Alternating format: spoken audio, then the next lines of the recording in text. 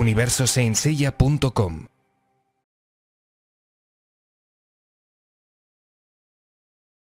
De un producto que este año, no en este mes, pero sí este año está cumpliendo 10 años desde que salió en las salas de cine.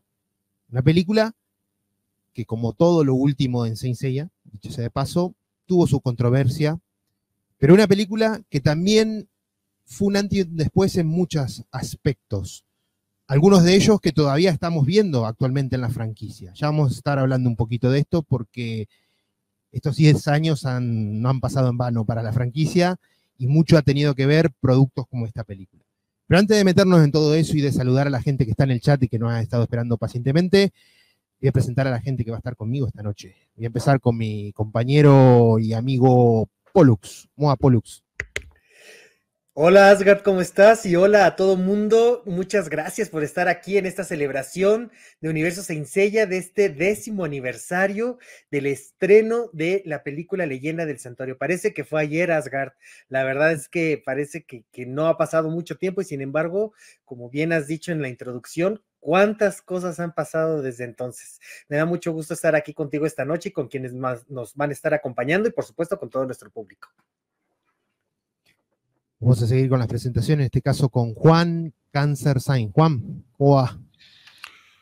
Hola amigos, aquí pues haciendo un poquito de trasnoche hoy, porque para mí es la 1 de la mañana, pero creo que merece la pena esta ocasión, hablar de una película tan peculiar y por otro lado compartir con todos vosotros este ratito que yo creo que eso, solo por eso ya merece la pena, tan buena compañía. Vamos a seguir con las presentaciones, en este caso con nuestro compañero Durdo. ¿Cómo va, Durdo? ¿Todo bien? Hola, hola, Pollux, Asgard, Cáncer Saint. Oye, qué bonito poder encontrarnos y qué mejor que reencontrarse con una película que cumple 10 años, como has dicho. Y ha pasado hartas cosas, entre live action, serie, figuras, ¿qué no ha pasado? Nuevas series, Sencilla no para, así que vamos a verlo. La verdad tengo que amonestar a Asgard porque en realidad son coleccionistas Durdo. Son coleccionistas Durdo, no es Durdo, son coleccionistas Durdo, ¿no? ¿No es así, Durdo? Ni siquiera es Douga, es coleccionistas Durdo. Claro. Tendrías que cambiar el logo ahora. Voy a pensarlo. Y ahí llama al otro coleccionista Durdo que anda por ahí. Bueno, ya que estamos, vamos a presentar a nuestro compañero Mati de Midcloud Experience. ¿Cómo va, Mati? ¡Oh, yo quiero! ¡Ay, papi! Hola amigos, ¿qué tal? Un buen viernes aquí para recordar una película non grata en un inicio, pero creo que con el paso de los años no han pasado en vano 10, ha envejecido bien, así que hoy día vamos a estar ahí compartiendo nuestras diversas opiniones y viendo este magno espectáculo del cine. Y un saludo aquí a todos los chicos que están conectados ahí conversando. Saludos. Ha pasado mucho tiempo. Yo te digo que no la veía hace años. O sea, recordaba la mayor parte de la película, evidentemente, pero verla de nuevo desde cero, digamos, no, hace mucho tiempo. Y bueno, y evidentemente ya lo vamos a estar hablando, pero con el paso del tiempo uno incluso percibe cosas que se había olvidado ya, son tantos años, pero que cuando uno lo vio por primera vez ya, en aquel momento ya le llamaba la atención ciertas decisiones que se tomaron con esta producción. Cosas que allá por el 2014 uno lo veía y decía, ¿por qué esto? Pasaron los años y uno se da cuenta que mucho de lo que vimos aquí todavía está presente en la franquicia, de alguna manera. Fíjense que han pasado 10 años y percibimos que muchas de las cosas que vemos aquí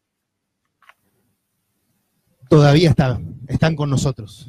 Así que bueno, vamos a empezar de a poco. No sé, primero quiero unas primeras impresiones, si recordaban, si las habrían visto hace no mucho, qué sensación les dejó verla otra vez. A ver, vamos a empezar por Durdo, que es el último que tengo de este lado. A ver. ¿Qué tal? Oye, bueno, yo el tan recordado baile de cáncer me quedó grabado y hasta ahora no lo he superado. Pero no habían cosas que, o sea, yo sentí como varios comentarios de muchos que estaban viendo que las batallas pasaron muy rápido, o sea, es como una de las cosas que más no dio tiempo para pensar que en un proyecto, se notaba que en un proyecto era como vamos por las 12 casas y se acabó, que lo que Senseiya siempre ha usado como su caballito de batalla, de lo que sea. Y, pero sí me siento que han pasado 10 años y el trabajo de CGI comparando o viendo lo que van a sacar ahora en un par de meses más, es mucho mejor, o sea, entiendo que es una película, entendemos que hay otro tipo de recursos cuando es película, porque es más corto el formato, etcétera, pero aún así siento que el proyecto CGI con la tecnología ahora, 10 años después, es la 1000 veces mucho mejor, o sea, nunca me molestó tampoco que Milo fuera mujer, no sé si usted, sentí que era un personaje que aportaba y también la nueva mirada de las armaduras como media Transformers que tampoco me molestó, de hecho el santuario y la interpretación no me molestó al principio cuando lo vi la primera vez, pero ya me fui adaptando y creí que estaba bien, me gustaron esos escenarios que armaron, los efectos especiales me gustaron mucho, o sea, es muy buen trabajo CGI. Eh, Lamentablemente es como que no alcanzo a entender muy rápido la trama, o sea, como que de repente estábamos en Capricornio y todavía seguíamos en Cáncer o Escorpión, ¿no? Habían cosas que no me quedaron claro. Sí me gustó que se me había olvidado algunas cosas, por ejemplo, cuando Chiro estaba hablando, explicando las 12 casas, y siempre he visto que a mí me hubiera gustado que en el anime clásico se hubieran burlado Chiro, porque de repente daba la lata contando la historia y todos lo ponían atención, pero realmente se mostraba que no le ponían atención, sobre todo ella. Entonces, esa parte no me acordaba que pasó eso. Sí, pero eso como mi primera impresión, para que hablen los demás. A ver, vamos a seguir. Mati. Uy, hay retorno parece. Sí. A ver, primeras impresiones. No era tan mala como lo recordaba. Creo que la primera vez que intenté ver la película no la logré terminar. Lo vi una segunda vez y sí la terminé, pero aún así hoy día no recordaba la forma del Megazord. Yo pensaba que el saga final era, me acordaba, así como efecto Mandela, pensaba que era como ese golem tipo egipcio, pensaba que ese era saga final. Y me sorprendió ver esta cosa como medio cyborg, con luces negros, fue como un reseteo para mí. Pero el resto, claro, como dice Durdo, es como que, claro, o sea, si quieren avanzar, si quieren abarcar quizás la mitad de la película en Santuario y el resto como para ahondarte un poco de qué se trata la historia, es un timing demasiado rápido y que por lo mismo, o sea, tienes que omitir 5 casas, 5 templos, porque hay templos que literalmente no se tocan. Llámese, no sé, Géminis, Piscis, Capricornio, porque al final van a pelear como en cualquier anime, sea un terreno baldío, donde no hay nadie, peleemos. ¿Dónde? Sagitario, listo. Porque el guión así lo permite también. Pero dentro de todo, claro, es una película que para mí no termina de cuajar, porque o sea, sabemos, o sea, como conocemos la franquicia, sabemos a dónde va, pero viéndola desde fuera es como que, ¿qué nos quieres contar? O sea, que hay que salvar a una niña, ya, ¿y qué más? Nada más. Pero fuera de eso, claro, el ítem técnico, lo decía al principio, creo que envejeció muy bien para la franquicia después de 20 años, porque claro, lo que nos han dado no ha estado a la altura de lo que uno quiere, pero aún así el apartado técnico sigue siendo bueno, o sea, ver esas coreografías, los efectos de luces, todo eso está súper bien, o sea, los diseños siempre me han gustado, salvo uno que otro, pero es por la estética nueva, eso como que enriquece o renueva lo que ya conocemos y que eso está bien. Pero no, el tema ya, los personajes, no hay profundidad en nada. O sea, uno no logra empatizar con nada, salvo quizás Chiryu. Chiryu quizás es el mejor desarrollado. Pero creo que eso, o sea, no se puede salvar más que de lo que donde está. A ver, Juan.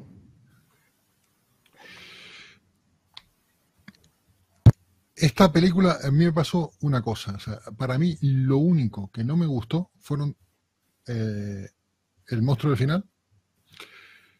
Eso me pareció en su momento ofensivo. Y el tema del tiempo, que se comentó. Muy rápido intentaron abarcar algo que para una película no funcionó. O sea, yo pienso que podían haber cogido simplemente la parte inicial de la de la historia. Y de hecho la primera parte de la película me parece mucho mejor porque van explicando todo, van contando, sí es verdad que se van saltando muchas cosas, pero van contando lo necesario, yo creo que se lo van contando. Y desde el momento que aparece Ayori de Leo, empieza como el ritmo a acelerarse, acelerarse, y cuando entran las 12 casas ya eso es un caos, ¿no? Y esa parte sí, en su momento sí me chirrió mucho por eso, porque también influye que uno conocía la historia original y cuando ves esta interpretación de esa manera, o sea, a priori la entendías como una desvirtuación, por así decirlo, como algo corrompido. Pero visto con el tiempo, las siguientes veces que yo he visto la película, ya la he visto yo como unas 3 veces, y cada vez que la voy viendo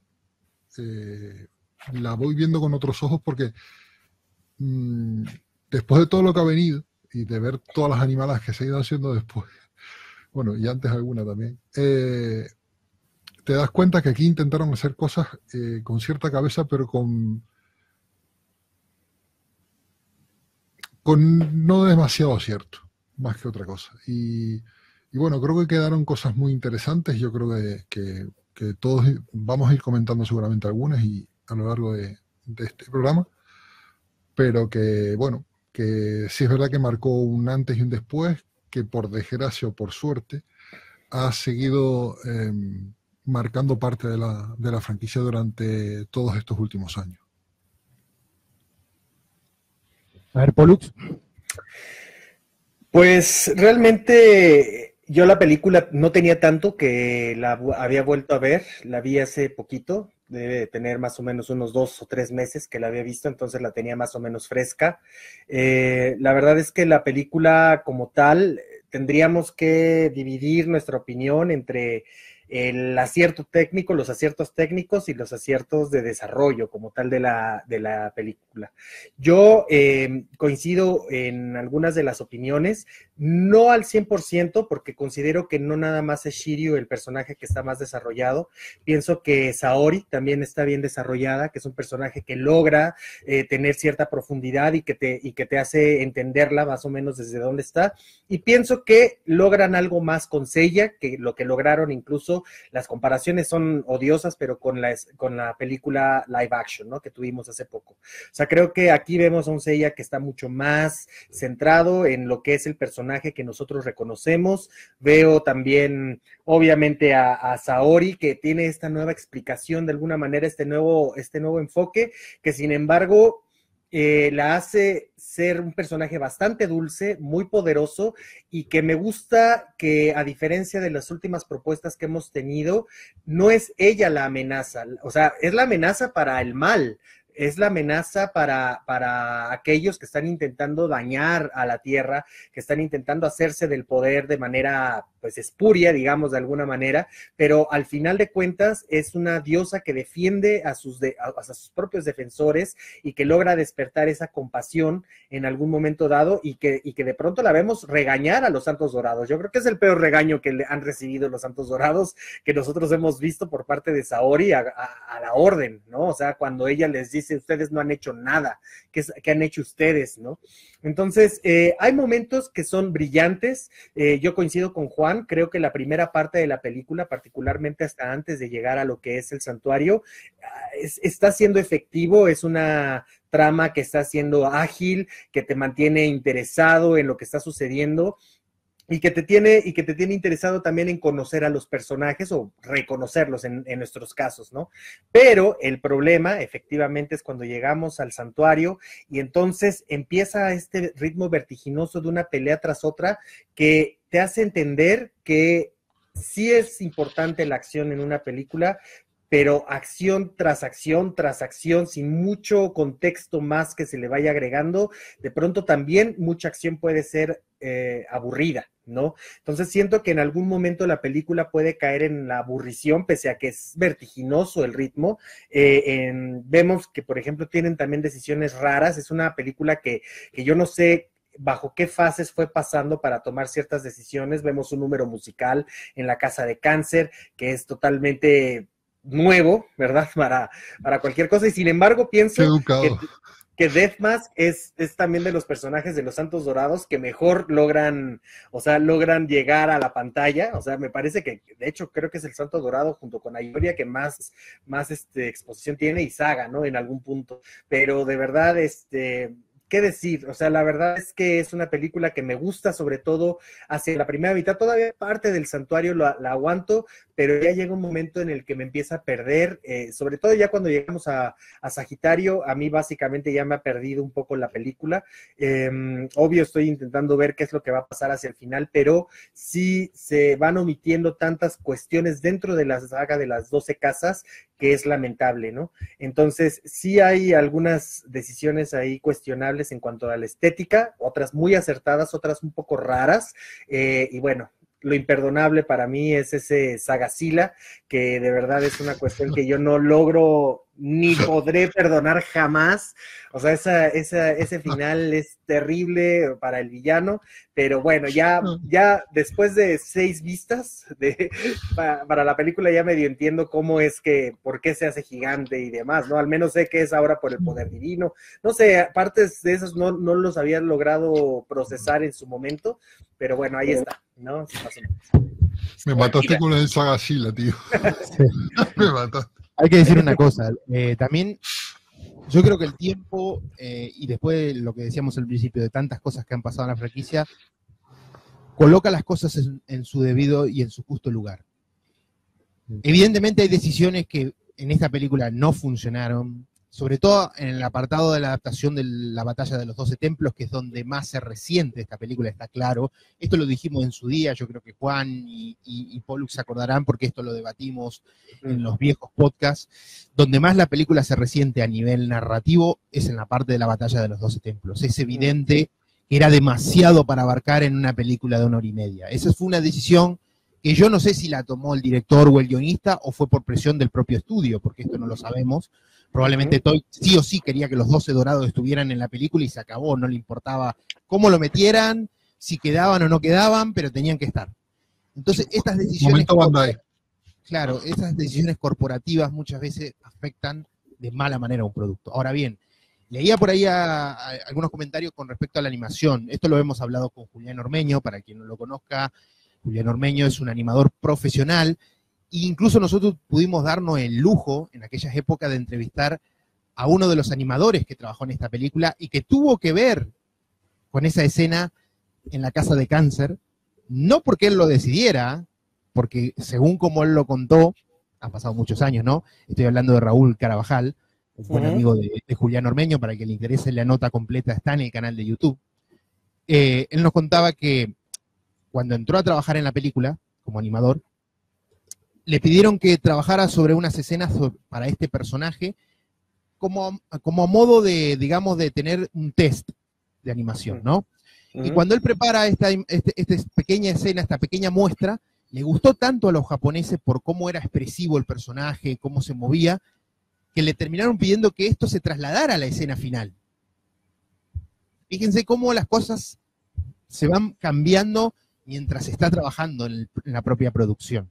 El propio Raúl Carabajal. Sí. Y solo para complementar la información que estás dando, Asgard, también decirle a la gente que esta fue la primera animación, como tú estabas dando el contexto previo, o sea, antes de que empezara la película, tú habías hablado de la película de Harlock, que era una película que al final de cuentas, aunque sale bajo el sello de Toei, lo animaron en otro estudio, o sea, fue tercerizado, pero este fue el verdadero proyecto inicial, el que arrancó y por el cual Toei invirtió en todo un laboratorio y en todo digamos, en todo lo que fue ya este tipo de animación. Es su primera incursión, que a mí en lo personal debo de decir que me gusta bastante. Los diseños son cuestionables, pero algunos son muy buenos, tenemos que decir, y la animación es fantástica. El cabello de los personajes es una locura. Y hay que decir que a nivel técnico es irrefutable. Para el que ponga en duda esto, incluso hemos tenido la posibilidad de hablar con otros animadores conocidos de Julián, también de Raúl Carabajal, y todos te pueden decir que a nivel de animación es irrefutable la película. Los problemas de esta producción no son por ese lado, vienen por otros. Por eso hablábamos, por ejemplo, de Keiichi Sato, quien es el director de esta película y es una persona que en su trayectoria como director ha trabajado en muchos animes y ha tenido, por ejemplo, que ver con otra gran franquicia como es Gundam, la mítica franquicia de robots, ¿no? De mechas, como le dicen al género, ¿no? Los mechas. Así que bueno, este hombre ya venía de ese mundillo, por ahí pueden venir también algunas inspiraciones. Él también pudimos entrevistar al productor en aquella época, para el canal también, y nos contó que muchas inspiraciones venían también del Sentai, esta cuestión de que los cascos se cerraran y demás, vienen de otras franquicias también. Después podemos discutir por qué se tomaron estas ideas, por qué se tomaron estas inspiraciones que vienen por fuera de ese diseño.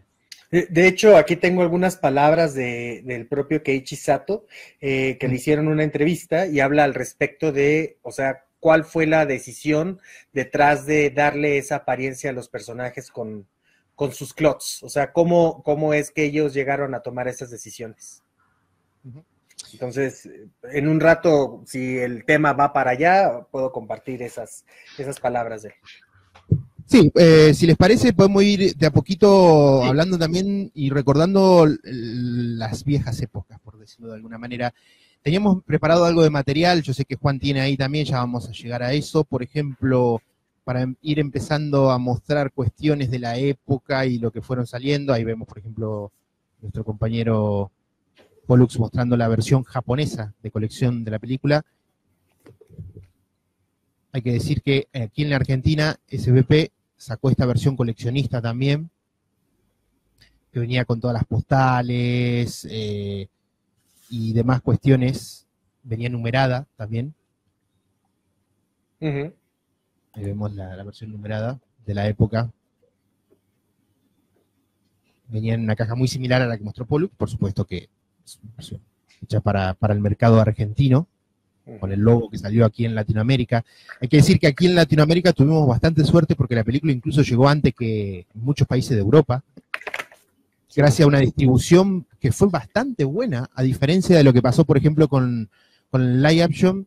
Esta distribución que fue hecha por una empresa mucho más pequeña, que nada tiene que ver con Sony, incluso había mucha más publicidad. Yo me acuerdo que aquí en el mercado argentino llegó a ver, los trailers salían en los canales de televisión, de noticias, salían en diarios de revistas informes sobre el estreno de la película. O sea, hubo muchísimo más movimiento. Me acuerdo que aquí donde yo vivo, en la ciudad donde yo vivo, incluso en la zona céntrica de la ciudad, había carteles grandes anunciando la película.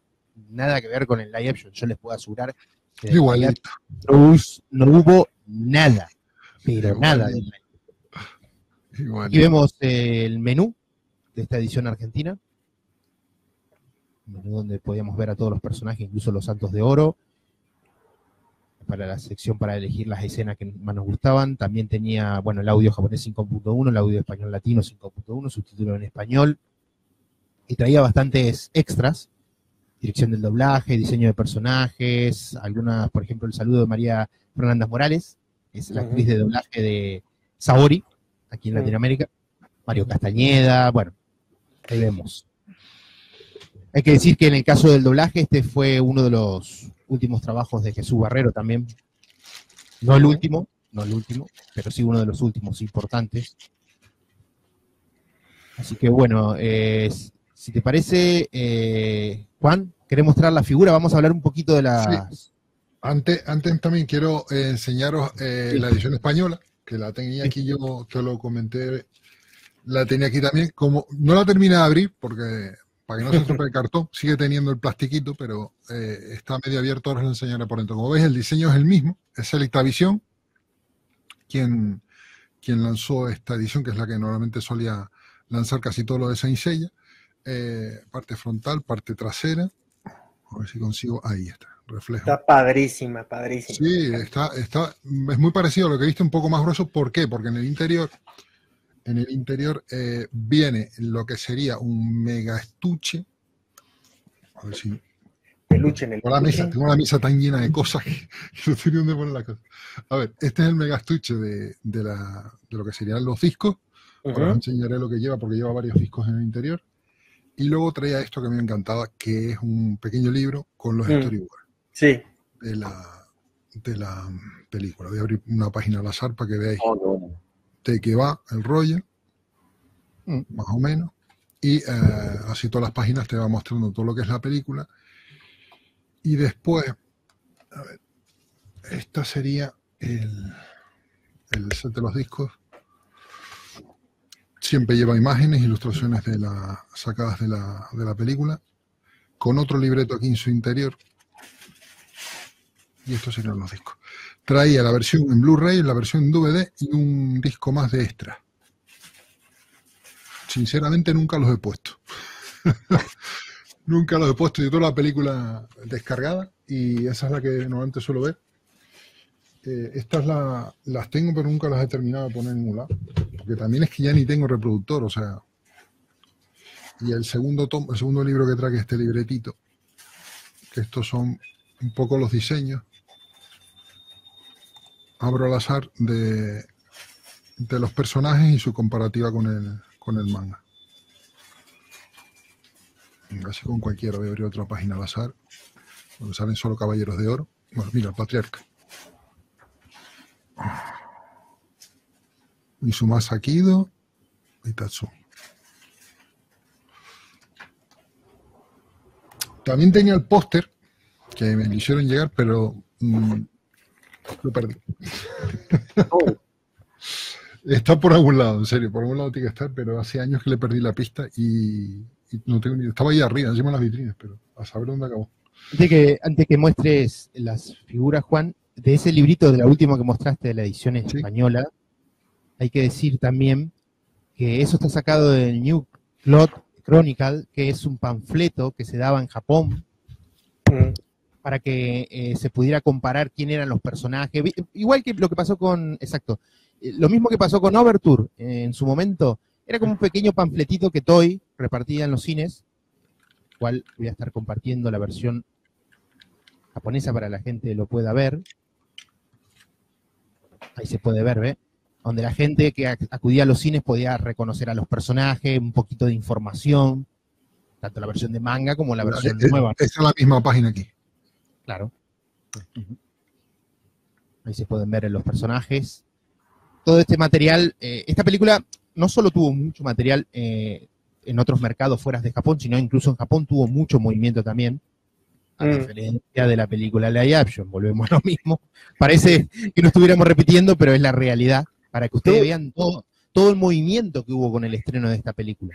Tuvo mucho movimiento, aunque sí tuvo un estreno modesto allá. Se exhibió solamente en 145 salas de cine, pero en la semana de su estreno llegó al 5º lugar y logró recaudar el equivalente de aquel entonces de $803,000, y para la tercera semana ya había rebasado los $2 millones de aquel entonces en Japón, ¿no? Entonces, básicamente por su paso en las salas de cine, que fueron muy pocas, la verdad es que tuvo, digamos, una recaudación, pues, que no fue para nada mala, considerando que tenía muy pocas salas en donde estaba. Pensá lo siguiente, Pollux. Estás hablando que recaudó $2 millones. ¿Sabes cuánto recaudó Japón en live action? A ver. No llegó al millón. Exacto. Creo que según yo recuerdo, los cálculos eran de que había rebasado por poquito el $1 millón, más o menos, pero sí, digamos que los números oficiales en donde pararon, digamos, de estar en 900 y pico era. Se quedó en 900,000 tantos dólares. Ajá. Exactamente. Éxito. Estamos viendo un poquito el panfleto completo para que vean todo el material que traía. Traía bastante, ¿eh? Estos panfletitos parecían que no, pero trae muchas cosas. Es bastante grueso, trae un montón de Entonces se pueden ver, por ejemplo, diseños aquí, bocetos de diseños de los personajes. Fíjense, las escenas, los escenarios. Había mucho material de esta película en aquella época. Sí. Estas ediciones merecían la pena porque en la edición regular pues era el disco solo, ¿no?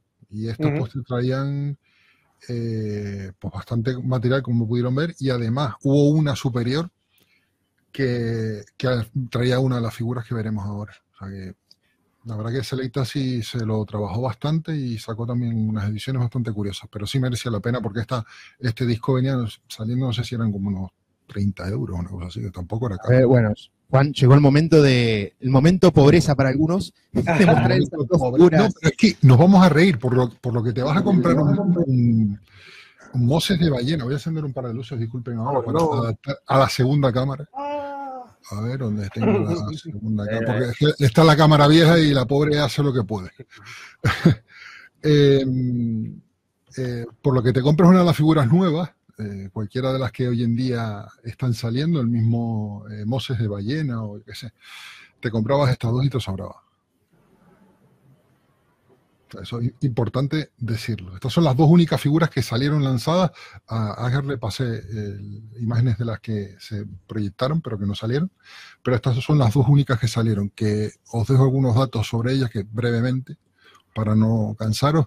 La primera en salir fue la de Gemini, que fue lanzada en Japón en octubre de 2014. Y el precio eran 9.680 yenes. Riámonos de eso. Para que a lo mejor, si no la estáis ubicando, la figura más o menos en tamaño, porque a lo mejor alguno piensa que la figura a lo mejor es pequeña, lo que sea. Fijaos el pack que tenía en la mano antes, que es mucho más pequeño, pero aquí os tengo esperando a Canon de Gemini Revival EX, y la voy a intentar poner al lado, más o menos a la misma altura, a ver si no se cae nada. Para que veáis que de pequeñitas no tenían nada, que un IEX al lado de ellas parece como de juguete. Voy a ponerlo lo más cercano. ¿Por qué es de juguete? Porque, bueno, sí, como podéis ver, aproximadamente el hombro. No son juguetes Pollux, no son juguetes. Ay, perdón. Sí, bueno, vienen para más de 16 años, vienen marcados en las cajas. Como podéis ver, llegaría al hombro aproximadamente la cabeza de Canon. De Canon, o sea que es mucho más alto, le saca la cabeza prácticamente a cualquier IEX, o sea, es una figura grande. Y viene con piezas metálicas, es decir, casi todas las piezas, salvando algunas muy concretas, son metálicas, o sea, son figuras súper pesadas. La única diferencia que tendría con una figura IEX o una figura micro clásica es que las armaduras no son removibles, es como una SH Figure no removible, pero con piezas metálicas, algo que es súper friki porque, claro, intentas aprovechar ese plus que le daba el hecho de que las piezas fueran fijas, pero por el peso de las armaduras es complicado darles poses, digamos que interesantes, ¿no? Son como las IEX que se quedan más o menos igual, o sea, no le puedes sacar ese punto. Pero por otro lado, tenía un nivel de detalle que sinceramente y con todos mis respetos se comen a todo lo que ha salido después. O sea, el nivel de detalle acabado de estas figuras es increíble. O sea que esas clots no se caen, no se tienen que armar. No. Para ti, Pollux. ¡La amo! No, o sea, las cosas como son, o sea, para mí son de las mejores figuras que han lanzado. O sea, técnicamente, aparte de detalles de rostros y demás, son maravillosos. No sé cuál coger alguna. Bueno, después a lo mejor la cojo. Los pelos tienen degradados, el plástico de los rostros es el mismo que tiene Canon, pero ese tipo de plásticos en las líneas Miclot vinieron mucho después. Que eso es otra cosa a tener en cuenta. O sea, tenían detalles técnicos que se fueron aplicando en la línea Miclot, pero muy posteriormente. Los puños funcionan exactamente igual que una IEX, tiene el cubrepuños plástico cromado, los puños se pueden intercambiar, el casco funciona exactamente igual, viene con el rostro, un rostro de acción, y luego venía con un rostro máscara para cuando simular un poco pues, esas máscaras de combate.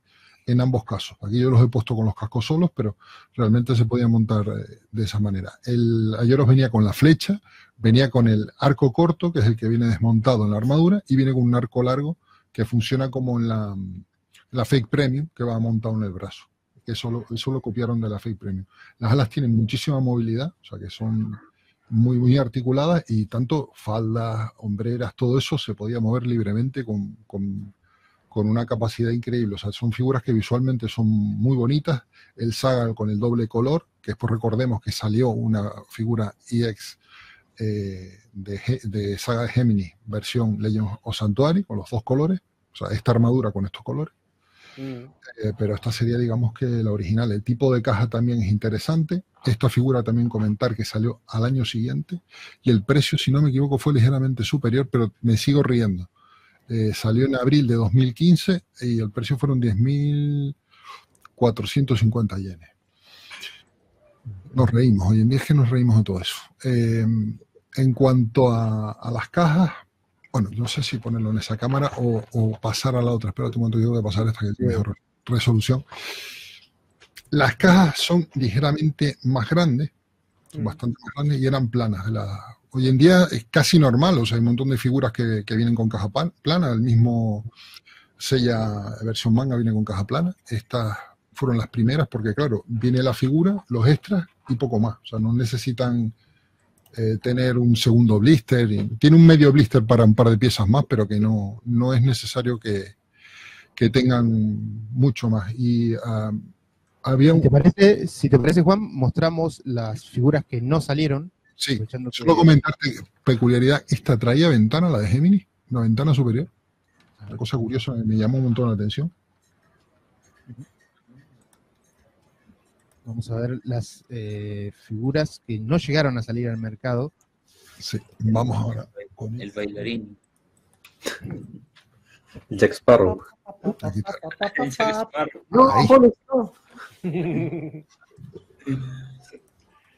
No, A ver, Tenía bigote, ¿no? Sí, Vale. tenía bigote. bueno, esta sería Tamashii, si no me equivoco, fue la de 2013, que aparecieron varias fotos. Yo solo cogí una para que no estar tampoco tupiendo con esto, pero salió el prototipo de Sella. Yo la verdad que sinceramente lo daba por sentado que esta figura iba a salir, porque se mostró bastante bien y la figura está increíble. Comparada con la de la película nueva, con todos mis respetos a los diseñadores de la película nueva, esta se la come pero por goleada. Hay que decir que un detalle que tiene súper curioso estas figuras, que evidentemente en estas fotos no se van a ver y tampoco aquí voy a tener yo cámara para que lo veáis, tenían hasta textura lo que es la ropa del personaje. O sea, los muslos, por ejemplo, el vientre, no es una pieza plana, lisa y punto. Tienen como unas pequeñas escamas, pero minúsculas, de tamaño de milímetros, por todo el cuerpo de la figura. O sea, es que tiene un nivel de detalle que, lo digo, al más defensor de las líneas Clamation, con todos mis respetos, estas figuras en nivel de detalle se las comían pero con pan. O sea, era una cosa que es inédita actualmente en Saint Seiya. Y esta fue una pena que se quedó en tintero. Esto es un scan de una publicación, disculpen porque la encontré de casualidad, no sabía ni que existía, donde podemos ver un poquito más detallada la figura y en comparación con la de Ayoros de Sagitario. Sinceramente fue una lástima que esto no saliera. Solo puedo decir eso, porque es una maravilla. Y al año siguiente, en la siguiente Tamashii, pudimos ver a Dead más detrás. Otra pedazo de figura que se quedó en el tintero, porque sinceramente tiene hasta los tatuajes. O sea, es increíble el nivel de detalle de esta figura. Nada que ver con las demás. La barbita. Sí, tiene la barba, tiene la cicatriz en el ojo, las rastas, lo tiene todo, hasta las caminas y todo. Y baila, si le metéis un botón. Sí, no sé si bailará, pero mira, aquí lo veis más de cerca. Esta es la foto más cercana que encontré. Y como veis, tiene un acabado, fijaos que las cadenas son de verdad, o sea, es que nada que ver, los ojos y todo, el detalle de los ojos, de la perilla, todo, o sea, es una figura. Evidentemente, a mí me quedó doblemente pena, ¿no? Porque es mi signo, pero que bueno, que aún así pienso que simplemente como figura fue una pena que no saliera. Porque digo, son sí, la verdad que uno piensa, qué pena que ni siquiera la sacaran como a tiempo después, ponele como, digamos, en una versión muy limitada, ponele. Sí, una edición más, o lo que sea. Sí, sacalo, no lo dejes así a estas dos figuras que ya la habías presentado. Sí, y que os digo una cosa, o sea, antes comenté el tema de los precios japonés, os lo traduzco a euros que pasamos a dólares prácticamente igual. Es decir, a mí estas figuras me costaron 60 euros cada una. Es que es para reírse. Hoy en día pagás 200 cómodamente. Sí, no, el nivel de detalle Bandai le hubiera mandado ahora mínimamente 200, o sea. Es que son figuras que son maravillosas. En su momento hubieran salido bien de precio, pero ¿qué pasa? Estamos hablando que estos salieron prácticamente a la vez que en paralelo de figuras como Soul Ball y tal, que vinieron a salir más o menos coetáneas. La gente se fue por las otras y dejó esta. Yo con todos mis respetos a los que les gustan armaduras con alitas y más alitas y cuernos más largos, con todos mis respetos. Es que quien ha visto una figura de estas, ha visto el nivel de detalle de estas figuras, te puede gustar el diseño o no, eso yo no me voy a meter nunca en eso. Pero cuando ves la figura en mano, te quedas alucinado el nivel de detalle que tiene, pero alucinado. Porque, digo, comparado con todo lo que ha salido antes y lo que está saliendo después, yo no he visto nada como esta figura. ¿Te imaginas lo que hubiera sido un Aldebarán, el tamaño de esa figura? Hubiera sido impresionante, si te digo, estas le sacan la cabeza un exclamation, imagínate las otras. O sea, yo pienso que estas vienen siendo, pues a lo mejor como puede ser un Tauro EX, puede ser, no sé, no tengo la figura aquí a mano para compararla, pero podrían ser perfectamente como un Tauro EX. O sea, que son grandes, pesadas y vistosas, tío. Hasta el último detalle de las figuras la disfrutas, porque los mismos, no sé si os fijasteis en la película, que llevan los emblemas en el cuerpo. Voy a coger una porque esto es que mejor, a ver si lo puedo enseñar. Es que es transparente, o sea, es un plástico transparente. Por levantar que pesa lo suyo, la cabrona. Ese emblema que está ahí, a ver, ahí, es transparente. O sea, está al fondo y lleva un plástico transparente delante. Es que el nivel de acabado, fijaos la falda que tiene como cordoncitos, se puede apreciar que son como cordoncitos. O sea, que es un nivel de detalle increíble. Y no sé si aquí se apreciará, a ver, en la pierna, por aquí. No sé si la cámara lo cogerá porque esto se enfoca de cerca a veces y a veces no. Ahí. No sé si os fijáis lo que os comentaba la textura entre la pieza negra y la parte central de la foto. Que son cosas que en las figuras actuales ni lo ves ni de broma. Y luego otra cosa que me gustaría ver si la puedo coger de alguna manera, que no se me caiga de las manos porque pesa un montón. El pelo tiene degradado. Tiene degradados los mechones, tiene degradados en el rostro. Lo que pasa es que la cámara lo coge más o menos. Mira, ahí sí lo cogió. Ahí sí. Fijaos el detalle, el nivel de detalle modelado de la cara. Es que me río yo de muchas figuras que salieron en esas épocas que parecían de verdad juguetitos, y estas figuras esto era figura colección, o sea, total, pura y dura.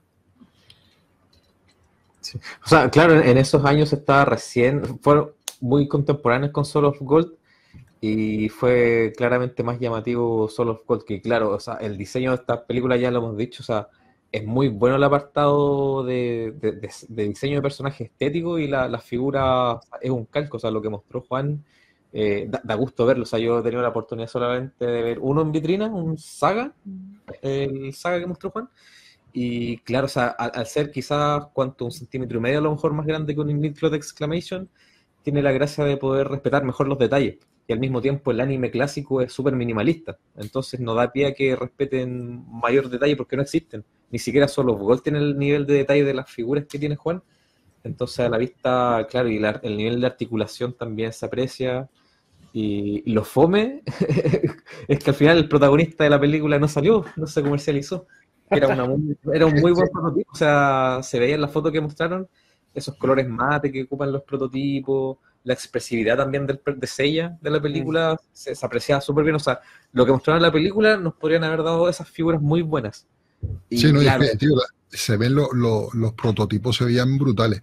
Sí, no sé si la cámara va a apreciar, pero fijaos una hombrera desarmada, o sea, no desarmada, sino levantada, que el nivel de articulación que tiene eso.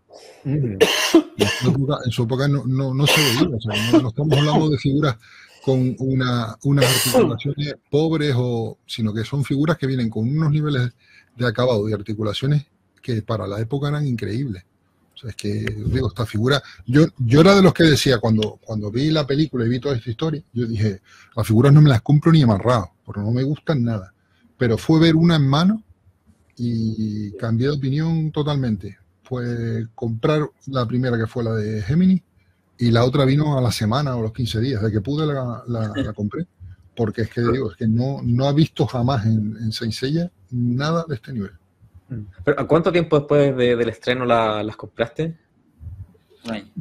Puede ser 1 o 2 años después. Ah, bien. Sí, no se vendían, la gente... No se vendían y la gente si las remataba, así como al mejor Es que, a menos que- dinero. es que yo creo que es el tema cuando Hasgar, justo que, bueno, tocaste ese tema, Mati, dice que Hasgar que dijo que en la película de hecho no hubo publicidad, no hubo muchas cosas como en este caso. De hecho hubo hasta medallitas. Entonces, yo creo que eso, que de repente se dieron cuenta que Senseiya no pegaba, así que quizás no le dieron la publicidad, por eso que de repente no hay tanta... El último le hecho tuvo la repercusión del fracaso de esta película, porque en esos tiempos no le fue muy bien. A mí yo no fui a verla al cine, tuve la posibilidad de ir al cine y yo me acuerdo que no quise. Un amigo dijo, vamos a ver, ¿a ti te gusta lo que es Zodiaco? Y dije, no me tinca. No, porque todos estamos con el rollo de la caja de Pandora, no me tincaba por ningún lado. A ver, esta película, hay que tener en cuenta que esta película ya había sido anunciada allá por el año 2012, cuando Se todavía estaba Omega en emisión, que es la serie predecesora a esta película.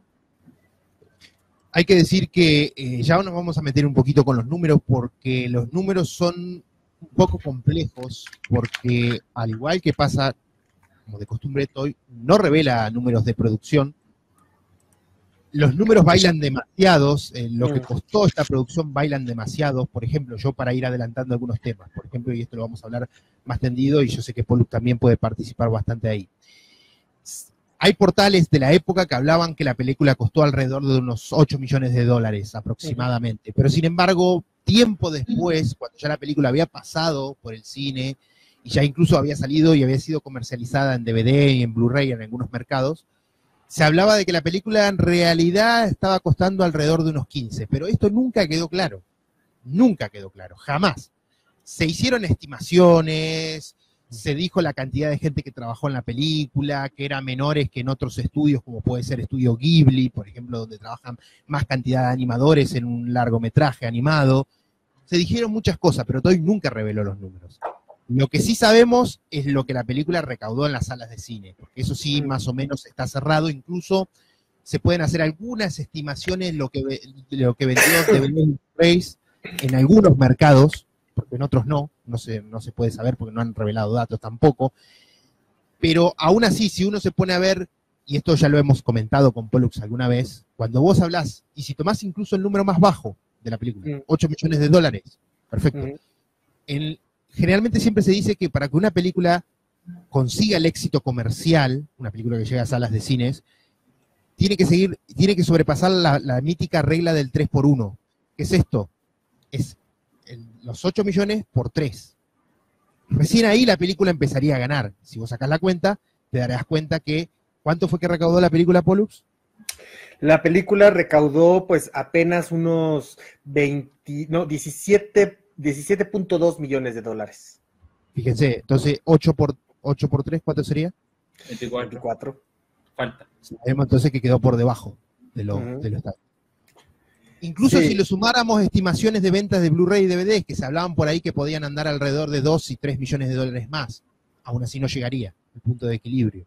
No. Esto para que tengan en cuenta cuando se hablan muchas veces que estos son todas estimaciones. Vuelvo a aclararlo para que quede claro, porque hay mucha gente que esto después lo toma como la palabra definitiva. No es así. Toy nunca reveló estos datos. Jamás. Jamás lo hizo, jamás lo hará, evidentemente. Pero el tiempo ha pasado. Estamos hablando que esta película cumple este año 10 años desde su estreno en salas comerciales. Y sin embargo, dentro de Toy, a nivel público, no se ha vuelto a hablar nunca más de esta producción. Jamás se la mencionó. Jamás. Esto para que lo tengan en cuenta cuando tanto Pollux como yo hemos hablado de cómo se comporta un estudio como Toy Animation con respecto a sus producciones. No esperen que vaya y te diga lo que vaya a hacer y si va a haber una continuación o no. Muchas veces no dicen nada. Pasan los años y las producciones ahí quedan. Exacto. Es un comportamiento muy típico de Toy Animation. Por eso, lo que pasó hace unos meses atrás, cuando este presidente senior de Toy Animation dijo lo que dijo de la película live action, fue muy llamativo. Porque es algo totalmente atípico. No suele suceder ese tipo de comentarios a nivel público. Exactamente. Sí, es una Es una cuestión ahí muy, muy importante, o sea, considerar que, como dice Asgard, nosotros no tenemos los números finales, siempre son estimaciones, incluso los portales de información financiera hacen sus estimados. Si nosotros hacemos el cálculo actual, digamos, de si hubiera sido 8 millones de dólares la producción, como, digamos, es el número más bajo que tenemos para lo que es esto, actualmente esto equivaldría a 10 millones 392 mil dólares, más o menos, de 2024, ¿no? Ya con el efecto inflacionario. Entonces, realmente es una película, ahí ustedes verán que dice 25 millones de dólares, ese número yo lo conservé en ese gráfico porque la fuente que estoy citando, que es Box Office Mojo, es el que lo estaba dando, y siempre he tenido esta idea de que de alguna manera dentro del presupuesto o del que están reportándonos, están precisamente ingresando pues todos los costos adicionales que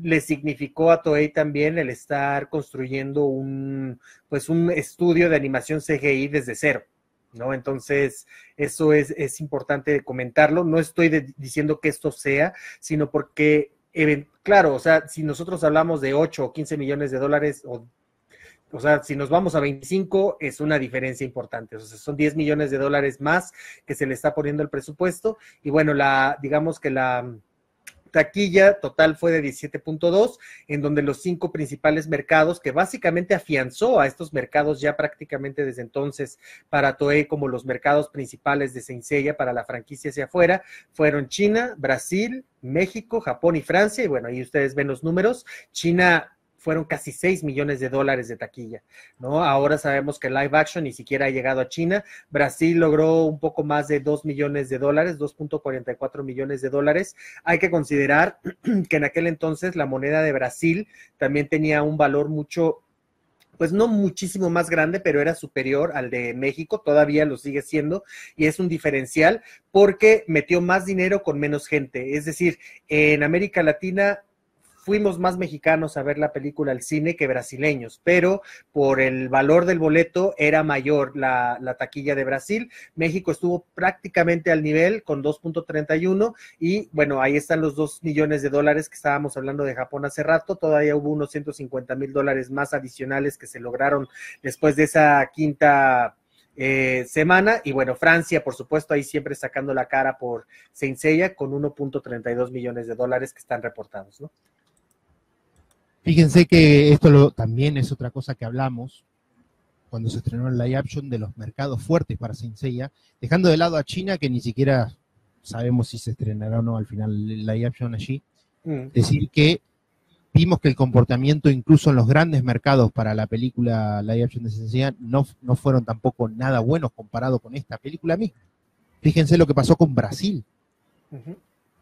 Salvo México, que más o menos se mantuvo en su, podríamos decir, cercano a su nivel, más o menos, pero fue menos también. Después lo de Brasil cayó muchísimo, Japón ni se diga, y Francia también perdió mucho. Y esto es todo, es todo un mensaje también para Toei Animation, porque toda esta gente, que no son los que salen a hablar a los medios, salvo este presidente senior, que no sé por qué se le dio por hablar con Variety, desconozco por qué lo quiso hacer, estos son los números que ellos miran. Aquí es donde ellos se basan a la hora de decir qué vamos a hacer con la franquicia. No por solamente en sí el hecho de cuánto recauda la película, sino cuáles son nuestros mercados fuertes. Y fíjense que si ellos comparan estos mercados fuertes de esta película del año 2014 con la última gran producción que ellos tuvieron para la franquicia, ellos mismos se deben estar dando cuenta que hay algo que hicieron muy mal.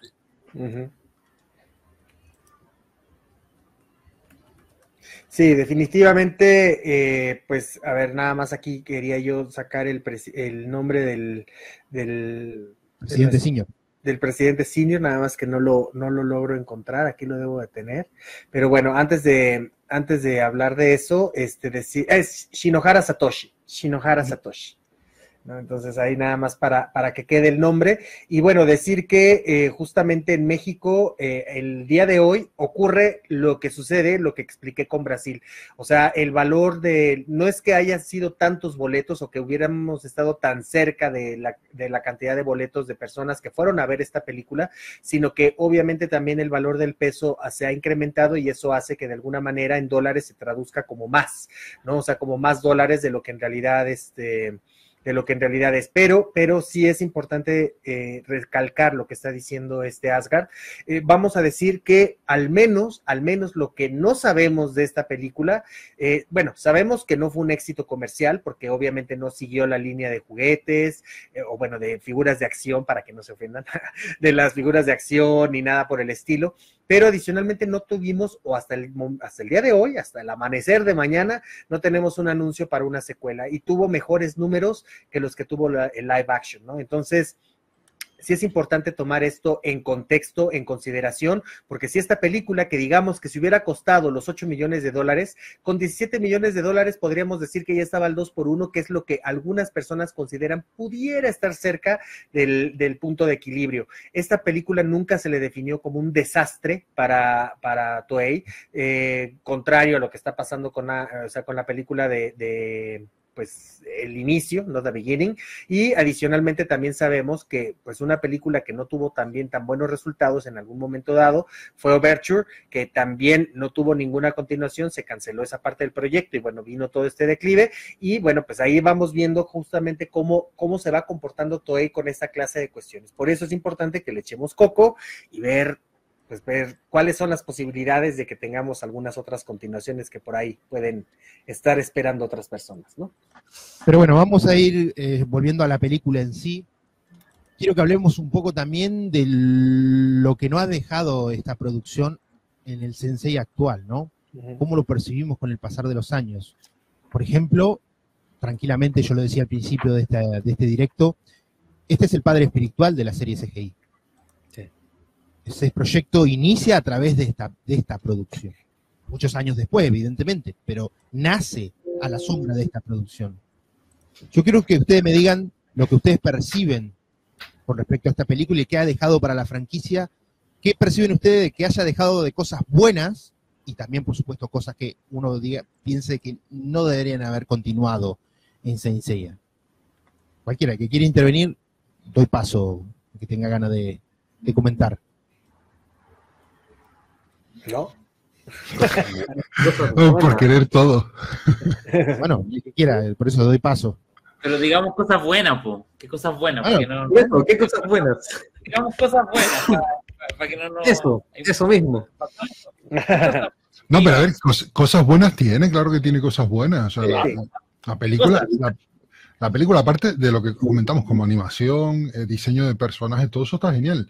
De hecho, yo creo que de las interpretaciones que han intentado hacer de Saint Seiya o actualizaciones de Saint Seiya, porque esto se ve que está en la senda de Omega, de Soul of Gold, de todos esos intentos por parte de Toei de actualizar la franquicia, yo creo que fue uno de los que realmente fue más, ¿cómo decirlo?, innovadores, pero en el fondo, salvando 2 o 3 detalles del argumento realmente de la película, no del concepto de renovación, también de cierta manera fue de los más respetuosos, porque el cosmos sigue siendo la esencia, Atenea sigue siendo exactamente igual, lo único que varía es cómo la tratan en la historia, pero sigue siendo una Atenea joven, una Atenea que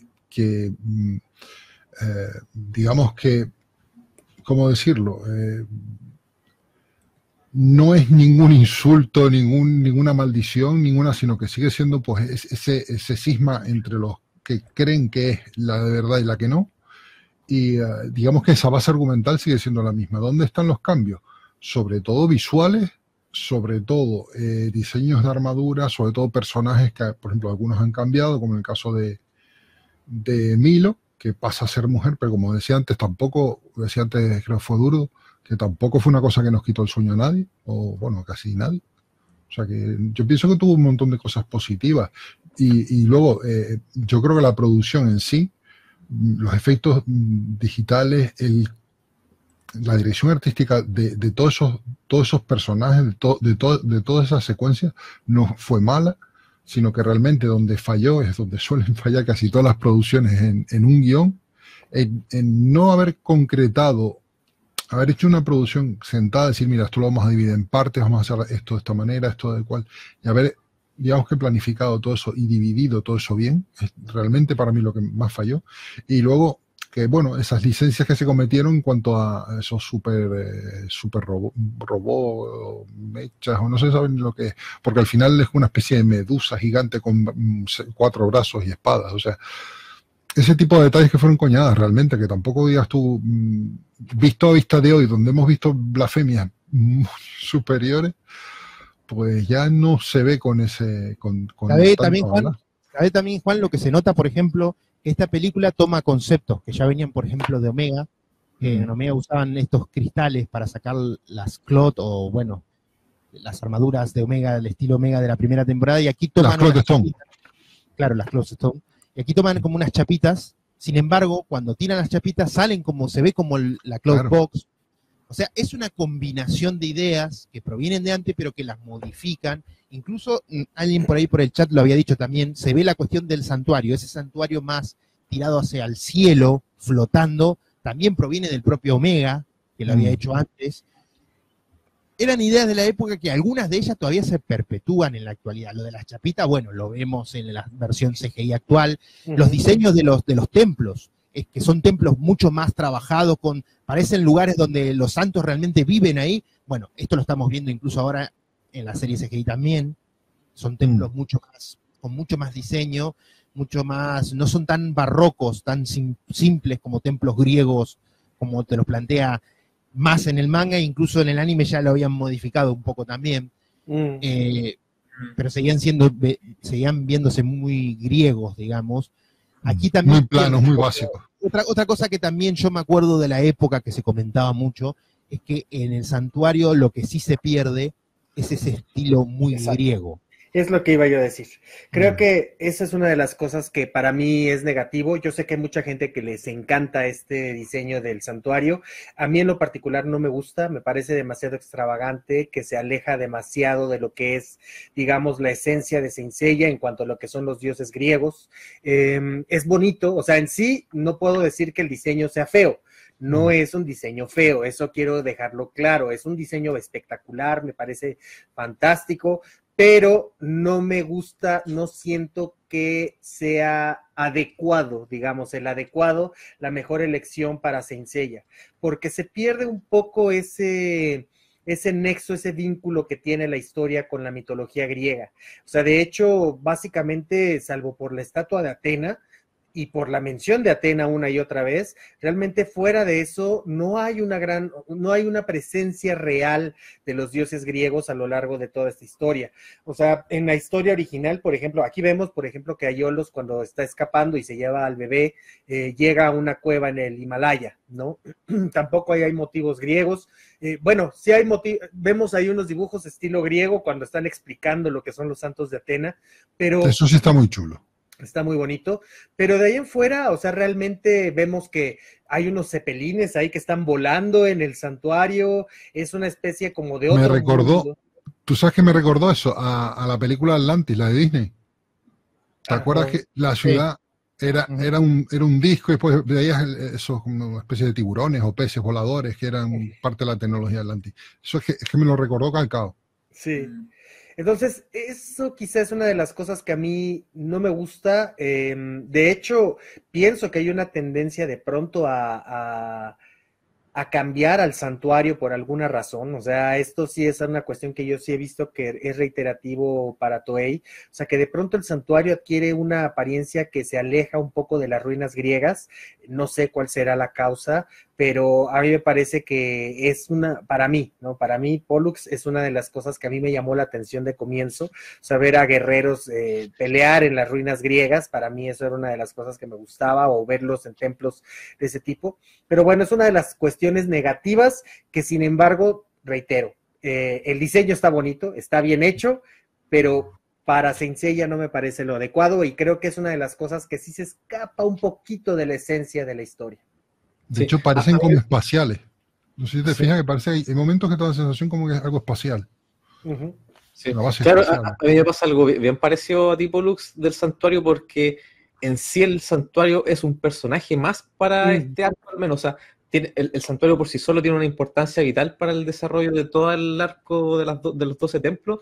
Entonces, claro, o sea, el diseño puede ser visualmente atractivo o conversa con el mismo diseño de la película y está súper bien que lo quieran cambiar estéticamente.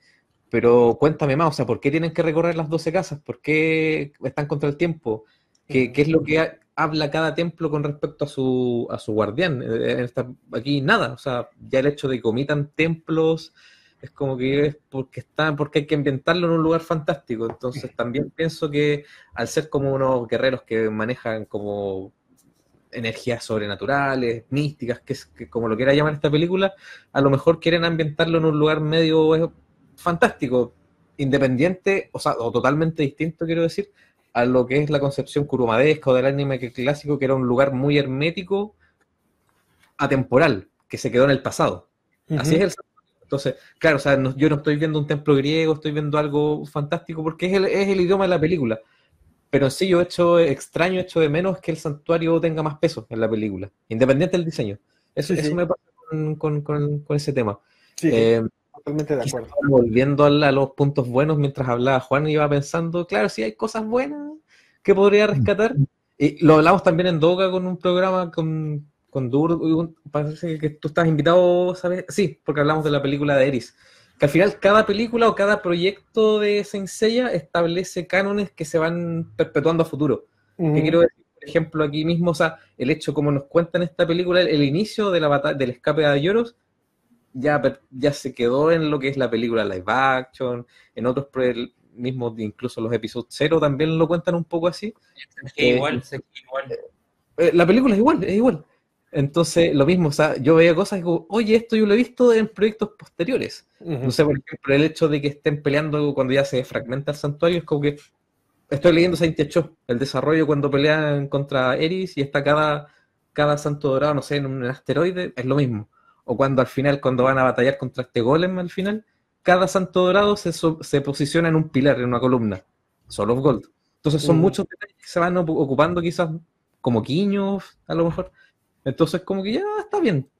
Pero claro, algo bueno que me gustó es que nos presentan a una Athena más humana, quizás más empática con un mundo que ella desconoce, el santuario, como que ella tiene algo bueno dentro de sí que quiere protegerlo. O sea, que quiero que no destruyan nada porque no es bueno. No es bueno destruir gente, matar gente por una ambición muy personal. Entonces aquí como que Atenas, claro, está empatizando con algo que no conoce, tiene esos temores adolescentes, que no sabe cómo manejar.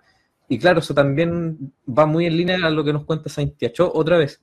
O los proyectos posteriores también, o sea, el hecho ya, muchas cosas como que sí perpetúan, vuelvo a decir, pero creo que el desarrollo de Saori, sí de verdad como que está un poco mejor a como podría haberlo esperado, mientras voy pensando junto con Chirio a lo mejor que son los que mejor tienen.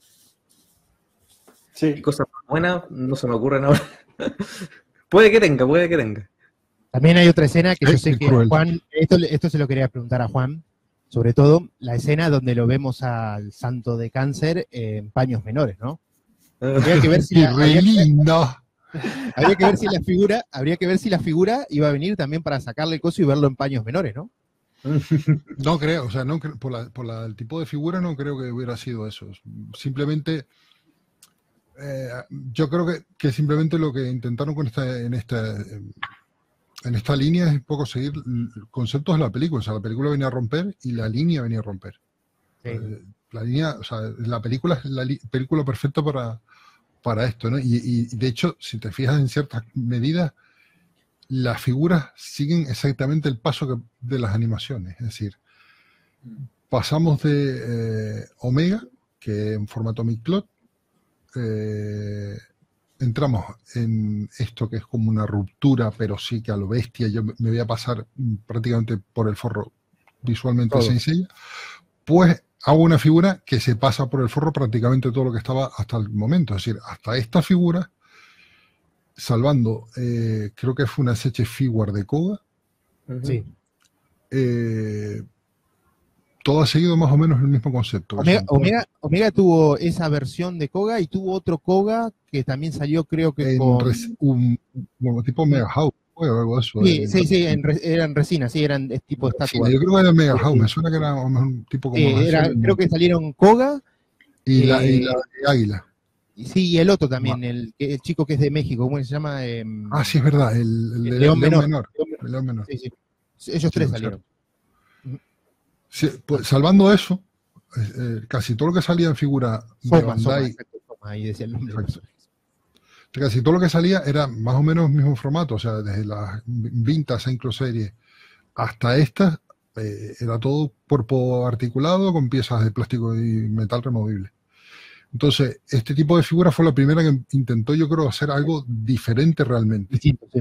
Pero la pregunta es, Juan, si hubieran sacado la figura para que se pudiera ponerlo en paños menores, ¿lo hubieras puesto en paños menores? Pero no te lo hubiera contado. Pero fíjate, es curioso lo que dicen porque o nosotros no entendimos o no se logró entender, pero este señor Keiichi Sato dice lo siguiente de lo que fueron los diseños. Dice, los fans de la serie han visto incontables imágenes de los caballeros en juguetes e ilustraciones 3D. Yo no pretendía copiar eso. Queríamos mantenernos fieles al manga y al anime, sin dar una sensación hiperrealista en CGI, sino regresando al estilo caricaturesco y con toques de comedia del anime. Al final, la idea era romper el concepto superhumano que se usa en Japón. Agregó detalles como un brillo en los ojos que revitaliza el estilo anime y sustituyó el motion capture por animación de secuencias caricaturescas a mano. Y eso es lo que él dice. Dice que a ver, como hay una parte donde él dice que están adaptando más al anime y al manga, o sea, que fueron muy, muy meticulosos, ¿no? En eso. Bueno, mientras Polo busca más respuesta de Keiichi Sato, también Mati y Drudo nos pasaban algo que yo sé que, por ejemplo, a Pato Soviético le llamaría la atención. Sí. Sí, estas fueron unas medallitas que regalaban cuando ibas a ver la película y claro, muchos como que las adquirieron después en reventa y muchos buscando la de Iki, la medalla de Fénix. Y no existe, lamentablemente no se produjo, o sea, no salió en la edición argentina que sacó SBP vienen unas réplicas que no son del mismo material, pero son las réplicas de este tipo, digamos. Pero sí, estas son las que salieron en Japón, que se daban a las personas que, junto con el panfleto aquel que mostramos, el Sun Chronicle Cloth, venían también en las salas de cine, se podía llevar alguna de estas chapitas de los santos. Aquí con la familia, cuando sale a... Claro.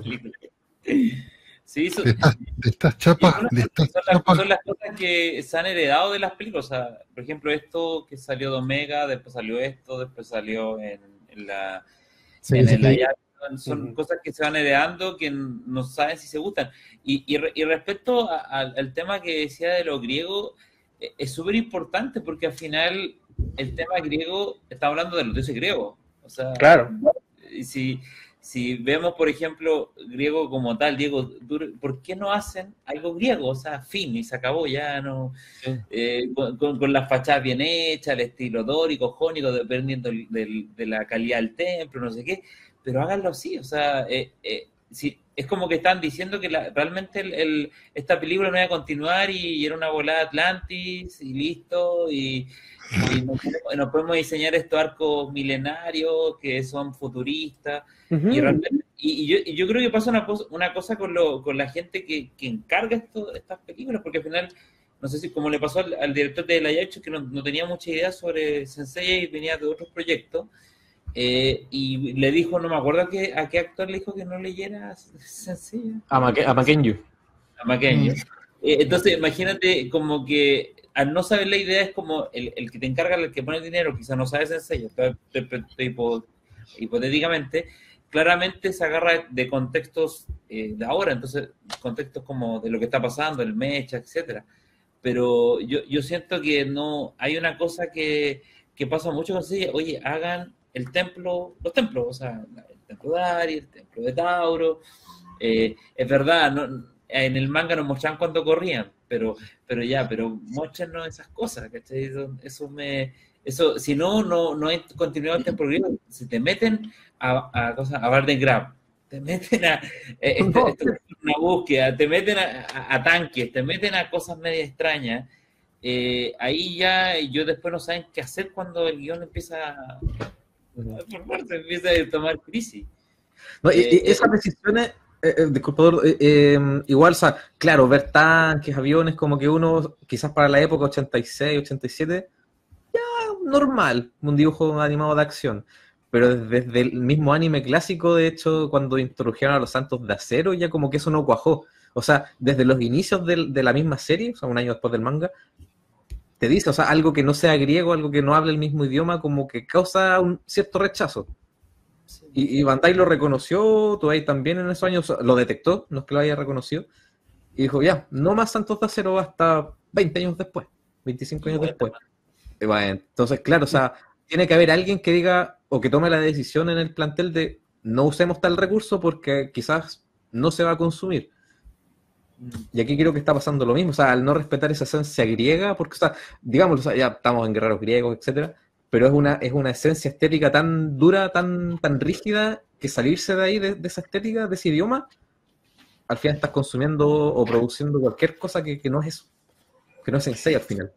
Y lo malo, perdóname, Asgard, lo malo es que se va uniendo con otras elecciones que de alguna manera te va, o sea, yo pienso que de verdad se resalta mucho cómo te vas alejando de Saint Seiya, un poco de Saint Seiya, realmente cuando llegas al santuario, porque desde la apariencia del santuario y cuando sigues continuando y ves los diseños de los edificios, pierdes las escaleras, las mitológicas escaleras, ¿no? Porque lo que tú ves es un camino que está ahí suspendido en el aire, ves estas estatuas que parecen como egipcias, si mal no recuerdo, a mí se me figura como Anubis, una de las estatuas, ves cepelines, ves esto. De hecho, por momentos me recuerda un poco más el concepto de Asgard, del universo Marvel cinematográfico, o sea, de la manera en cómo llegan allá y con estos símbolos en donde, o sea, me queda claro que están como en una especie de interdimensión, porque nosotros vemos incluso planetas, o sea, es como si estuviera suspendido, como si fueran dioses. Sí me remite un poco a lo olímpico, Asgard, a esta clase de sitios, pero sí me hace sentir un poco desorientado. O sea, si yo veo eso, me hace sentir desorientado. Y luego, para acabarla, tenemos un villano que al final se convierte en algo que no le entiendes qué es. O sea, dices, no entiendo exactamente qué es esto. Bueno, ya vamos a llegar a eso, Polo, porque yo quería tocar un tema previo al... Déjame decir algo, Asgard. Sí, pero déjame comentar y ya te doy paso a vos, Durdo, justamente, después de lo que comento. Antes de llegar al Saga Sila, porque sé que todos quieren comentarlo al Saga Sila, sé que tienen ganas de comentarlo al Saga Sila, quería comentar un detalle que en aquella época tal vez no nos dimos cuenta, porque no era algo que nos pudiéramos dar cuenta, evidentemente, que es esta versión del Seiya con el Clot de Sagitario, versión Centauro. En aquel momento ya nos resultaba raro, porque decíamos, ¿por qué? Seiya se pone en la Clot, si habíamos visto la Clot de Sagitario en Aiolos y estaba de manera normal, ¿por qué Seiya? Y un tiempo después, esto fue el año 2014 cuando se estrenó la película, llegó el Next Dimension y nos presenta a Gestalt en forma Centauro, y recordemos que Gestalt aparece por primera vez en enero del 2017, son varios años después. Y aquí viene la pregunta, ¿realmente Kurumada ¿Qué fue primero, el huevo o la gallina? O Kurumada fue el que sugirió esta idea también? Porque nunca lo sabremos, porque sabemos que el sensei muchas veces suele ser un poquito, podríamos decir, jugón con esta cuestión de decirle a los productores que van a hablar con él, decirle, ¿y usted qué opina, maestro? Y el sensei le dice, mira, a mí me gusta esto, me gusta aquello, y después esto hacen lo que quieren, viste, muchas veces. Pero, ¿quién sabe si no le implantó esta idea de ver por primera vez al Clot de Sagitario en formato Centauro con el santo incluido? ¿Quién sabe? Nadie podrá saberlo en este momento, pero es una idea que ahora, mucho tiempo después, uno se pone a pensar y son esos misterios que tiene la franquicia. Sabemos que Kurumada mucho antes, en el pasado, sí ha participado en algunas películas, ha hecho diseños de algunos, por ejemplo, de Los Santos Fantasma, en el primer mediometraje de la franquicia, que ya vimos en la Watch Party aquí en el canal de Universo Sensei, que es la de Eris, ¿no? Entonces, quién sabe. Veremos si algún día se dice algo con respecto. Ahora vamos a darle a... Sí, a ese momento hay que añadir otra cosa que después te voy a comentar. A ese momento de Sagitario. Burdo, ¿qué quieres comentar? Burdo, ¿qué quieres comentar? No, se me olvidó. Oye, oye, no quería comentar con lo de Pollux, porque fíjate que por ejemplo, hicieron al animador que dijo, oye, hice una prueba para que vieran mi calidad de animador, hice esta prueba de bailarín, no sé qué, y después les gustó, es como diciendo, oye, pero ¿qué película estamos haciendo? ¿Cachai? Yo creo que a todos nos ha pasado en el trabajo cuando uno hace algo que no corresponde a lo que está buscando el cliente y a todos les gustó y decís, pero esto no tiene nada que ver con lo que a mí me pasa mucho cuando diseño cosas, es como es un juegazo, pero yo digo en mi cabeza, esto no va, no tiene cabeza, no tiene cabalidad, no lo hagan, por favor, pero lo hacen porque gusta. Y es como yo he dicho, yo por ejemplo en la técnica que hago para muchos clientes, la maqueta gusta, si hago la maqueta pues esto se hace, fin.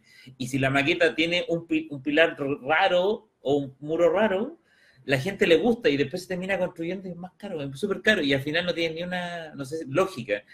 Y a veces yo lo saco en ciertos procesos para que la gente se lo olvide y de repente, porque no tiene, yo creo que eso pasa como que si le pasó a este animador, imagínate los animadores que tenían mayor peso en las decisiones, hacían otra, no sé, el mismo Seiya modo centauro, modo normal, y de repente está un tipo que no tiene nada que ver con Senseiya, me gusta, y le gustó todo, y quedó, y nadie sabe. Pero esto que comenta Durdo fue lo que Raúl Carabajal nos contó en su momento, que esto fue un test que él presentó que le habían pedido para ver la animación de una escena. Les gustó tanto cómo había quedado la escena de Smash, sobre todo a nivel expresivo. Lo que le llamó la atención a los japoneses, y esto nos lo explicó Raúl Carabajal, tanto como Julián Ormeño, es que la forma de trabajar de los animadores europeos, sobre todo, pero también americanos en muchos casos, es mucho más expresivo a la hora de tratar a los personajes. Son mucho más de gesticular, de moverse al hablar. Sin embargo, para los japoneses esto es raro, porque ellos son mucho más simples a la hora de hacer algo gestual en un personaje, mucho más, podríamos decir, con pocos cuadros y mover lo menos posible al personaje cuando está expresándose. Sin embargo, para una animación occidental, americana o europea, sobre todo esto muchas veces no se da de esa manera, se ve mucho más gestual, se mueve mucho más. Entonces, cuando Raúl Carabajal presentó este test, llamó tanto la atención a los encargados y a los animadores japoneses que le dijeron, bueno, esto va a la película, esto tiene que estar en la película. Y se nota en la serie CGI, o sea, realmente en ocasiones los personajes son, pues, inexpresivos, o sea, es una de las cosas que tú puedes decir, o sea, realmente no hay una cuestión que tú resaltes en la animación del CGI, por supuesto con sus distancias de presupuesto, como decía Durdo hace un ratote, ¿no? O sea, con esas distancias, salvando esas distancias, aún así creo que es más fácil ver expresiones en series, pues digamos, similares, de CGI, no necesariamente de altísimo presupuesto, pero sí ves esa diferencia en la manera en cómo hacen que los personajes se expresen corporalmente y facialmente con respecto a lo que tú estás viendo en acción. Y eso es una de las cosas que quizá también tiene y adolece un poco la serie CGI, porque se retornó a ese estilo en donde esto no es tan importante. Están más preocupados quizás haciendo otras cosas, eso no lo sé, pero definitivamente ahí sí se nota más esa influencia japonesa que comentas, Asgar. Bueno, y dejando de lado esta cuestión, vamos a pasar al Saga Sila, que yo sé que tienen ganas de hablar de él. No, déjame comentarte una cosa. El tema de Sagitario, lo que te iba a decir antes, el momento... el Seiya lanzando la flecha y Saori tocando el arco o la flecha, no sé, no recuerdo exactamente qué es la parte que tocaba ella en la película. No sé si os recordó algo. Sí. Que tampoco es original de la película. Así sí fue. Correcto. En los Canvas. O sea, que tiene bastante significado esa parte de Sagitario. Uh-huh. Y también recordar que aquí vemos que a Saori en algún momento le recortan el pelo, y ella misma se corta el pelo, que es algo que también sucede después, o sea, que nosotros lo vimos en Next Dimension.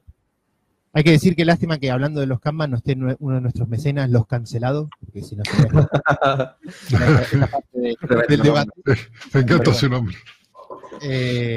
Bueno, ahora sí, vamos a pasar a la escena que más le gusta a Pollux, Saga Godzilla. Yo sé que a él le gusta mucho Godzilla, la franquicia, así que supongo que esto le habrá llamado la atención cuando lo vio por primera vez. Ha dicho, ¿qué es esto? Me confundí de sala, entré a ver una peli animada de Godzilla. Oye, Ahí le cambiaron el canal de la tele. Esa escena, yo esta película hace un par de años la vi con mi hijo, porque él sabía que, bueno, él sabe que junto figuras, sabe que me gusta la franquicia. Y de repente estaba viendo una película y dije, veamos esta, me dijo papá, ya veámosla. Y yo como que no quería verla porque no me gusta. Y de repente él cada vez que ve la película y se acuerda de esa parte y me dice, pero esto nunca pasó en el anime, esto es como, ¿por qué hacen esto? O sea, y él ha visto la película Akira, y se acuerda también esa parte cuando el Tetsuo se hace una masa en el estadio, y como que dice como que uno, y yo también digo como que se parece, como que el momento de Tetsuo, como que vieron los que toman las decisiones, porque no tienen nada, de nuevo la misma opinión de antes. ¡Uy, qué bonito que sea grande! ¡Ah, ya! Sí, sea grande. ¡Oh, sí! Y quedó. Entonces, yo creo que una mezcla de decisiones, de mezclas que realmente no querían hacer la película 2, está claro. Con eso. Yo creo que sí querían hacer la segunda, porque si nos fijamos, están esos detalles de la mariposa, cuando está Saori hablando a todo el público después de la tremenda, de verdad que hace, o sea, la gente preguntaba al principio cuando llegan los santos a matar a Saori, que le acaban de decir que es la diosa Atena, pues ¿cuánta gente se murió? ¿Cuánta gente se murió con el que sacó su rayo atómico Sagazila ahí en el santuario y que vuela, pero yo creo que como la mitad de todo el santuario, y al final están todos bien felices aplaudiéndole a Atena? Oye, eso era un desastre terrible, o sea, yo no sé ni siquiera cómo fue la gente a verla, antes no los apedrearon con todo lo que pasó, y los vemos a los santos dorados abstraídos, todavía dice este Aldebarán, yes, ¿no? O sea, cuando vence al personaje, o sea, yo creo que ahí es en donde la película totalmente, ¿no? O sea, se destrozó completamente, se salió totalmente. Digamos que en pocos minutos desbarrancó totalmente. Si ya venía desbarrancando de a poquito, porque cuando entran en la parte de los 12 templos se hace un poco compleja la cosa. En esa escena se desbarrancó del todo, se cayó del barranco así de cabeza. Sí. Realmente es difícil creer que alguien dentro de Toei, porque yo puedo entender que un director o un guionista digan, bueno, esto podría ser, pero que alguien dentro de Toei diga, no, muchachos, esperen, esto es Saint Seiya, no, porque se aleja de todo concepto de la franquicia, pero abismalmente, porque uno puede criticar un diseño de un Clot, uno puede criticar el diseño del santuario, todo perfecto, que la trama está muy apresurada cuando entran al santuario, que hay personajes que no son muy reconocibles, que digamos en algunos casos, todo lo que vos quieras. Pero eso, que el villano final, que Saga, que es el villano más importante de la saga del santuario, termine convirtiéndose en un kaiju, la verdad, yo no entiendo cómo pasó eso por Toei Animation y no hubo nadie que dijera, momento, esto no. Volvamos para atrás, quiero una batalla normal entre Seiya y Saga, por favor. Oye, pero ¿cómo habrá sido el storyboard? O sea, como ese storyboard se revisó y el otro, ¿a quién tiene la idea más loca? Yo, profe.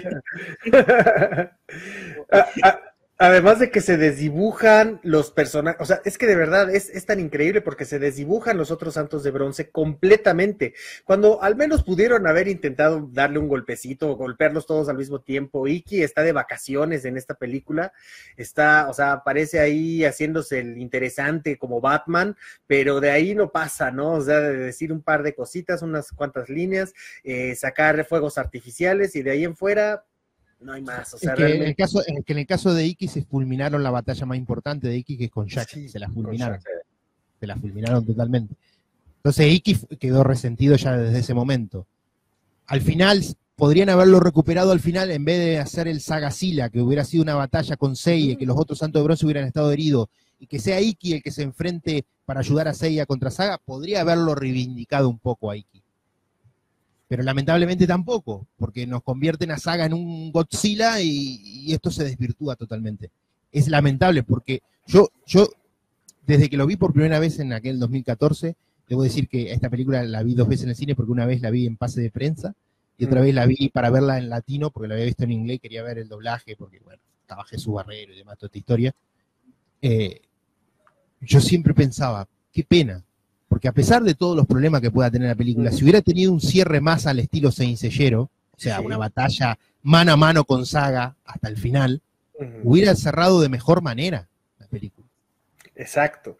Eso es justamente lo que digo. O sea, es increíble cómo a lo largo del santuario vamos perdiendo esa conexión con Saint Seiya, pero definitivamente se rompe prácticamente del todo cuando comienza la pelea final. O sea, cuando empieza la pelea final, desde el momento en que matan a Afrodite, en ese momento matan a Saint Seiya, la esencia de Saint Seiya, en ese momento cuando va cayendo junto con la esencia, así todo de la historia, porque de verdad, yo pienso, o sea, una de las cosas que a mí me hacen rescatable esta película es los primeros 40 minutos.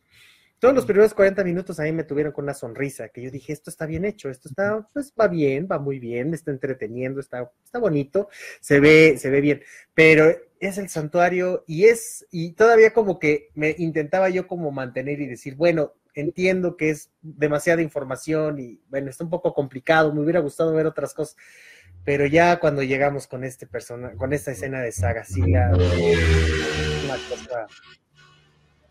Y ahí pasó una moto. Sí. Super moto.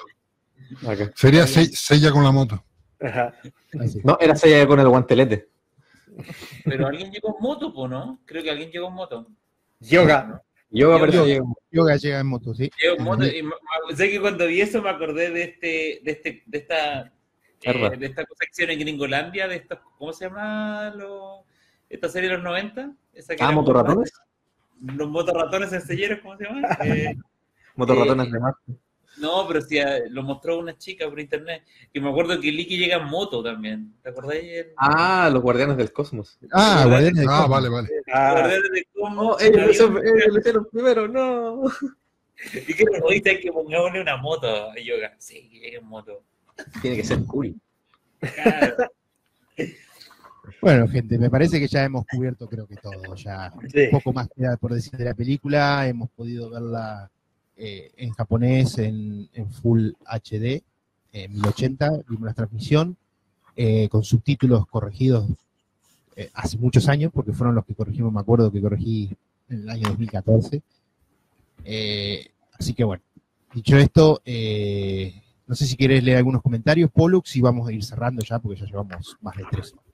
Claro que sí, vamos a ver qué es lo que dicen nuestros amigos. Me voy a regresar un poquito, nada más un poquito, porque han habido varios comentarios.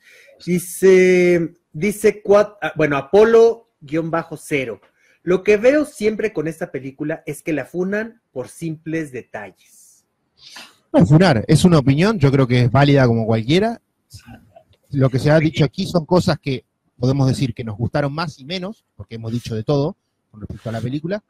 Y que después haya funcionado o no, no es una cuestión de que te guste o no, es que no funcionó a nivel comercial.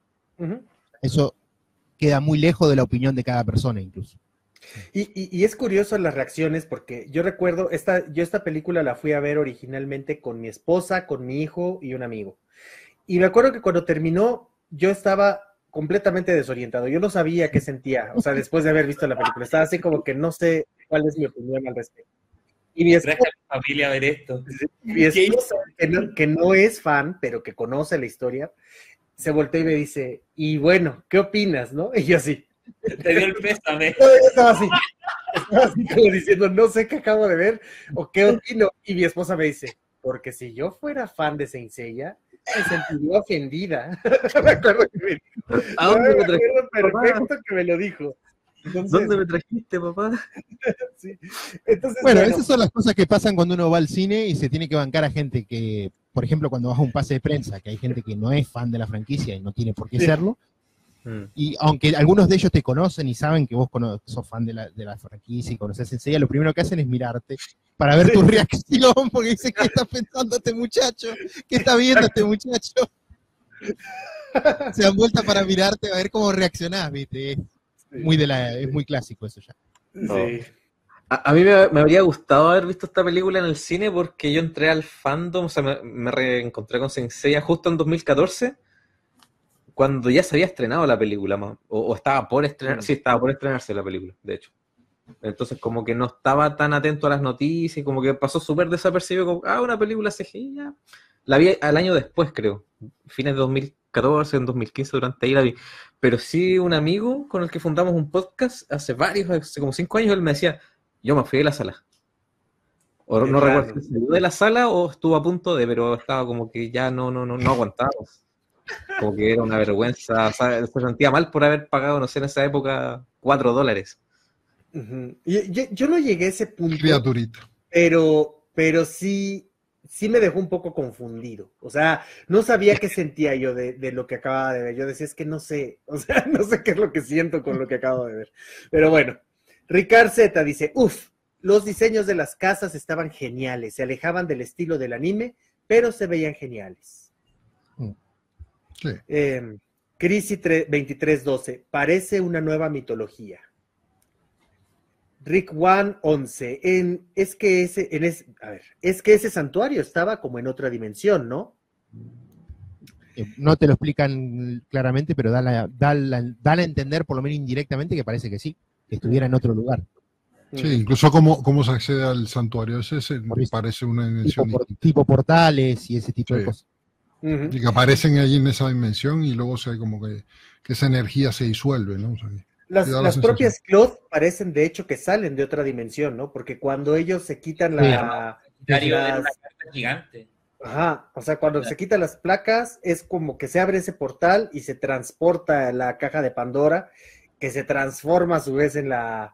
Y fíjate, Polu, que ellos utilizan las chapitas cuando van a ir hacia el santuario, las ponen en el piso y de ahí se abre el portal. Sí, exactamente.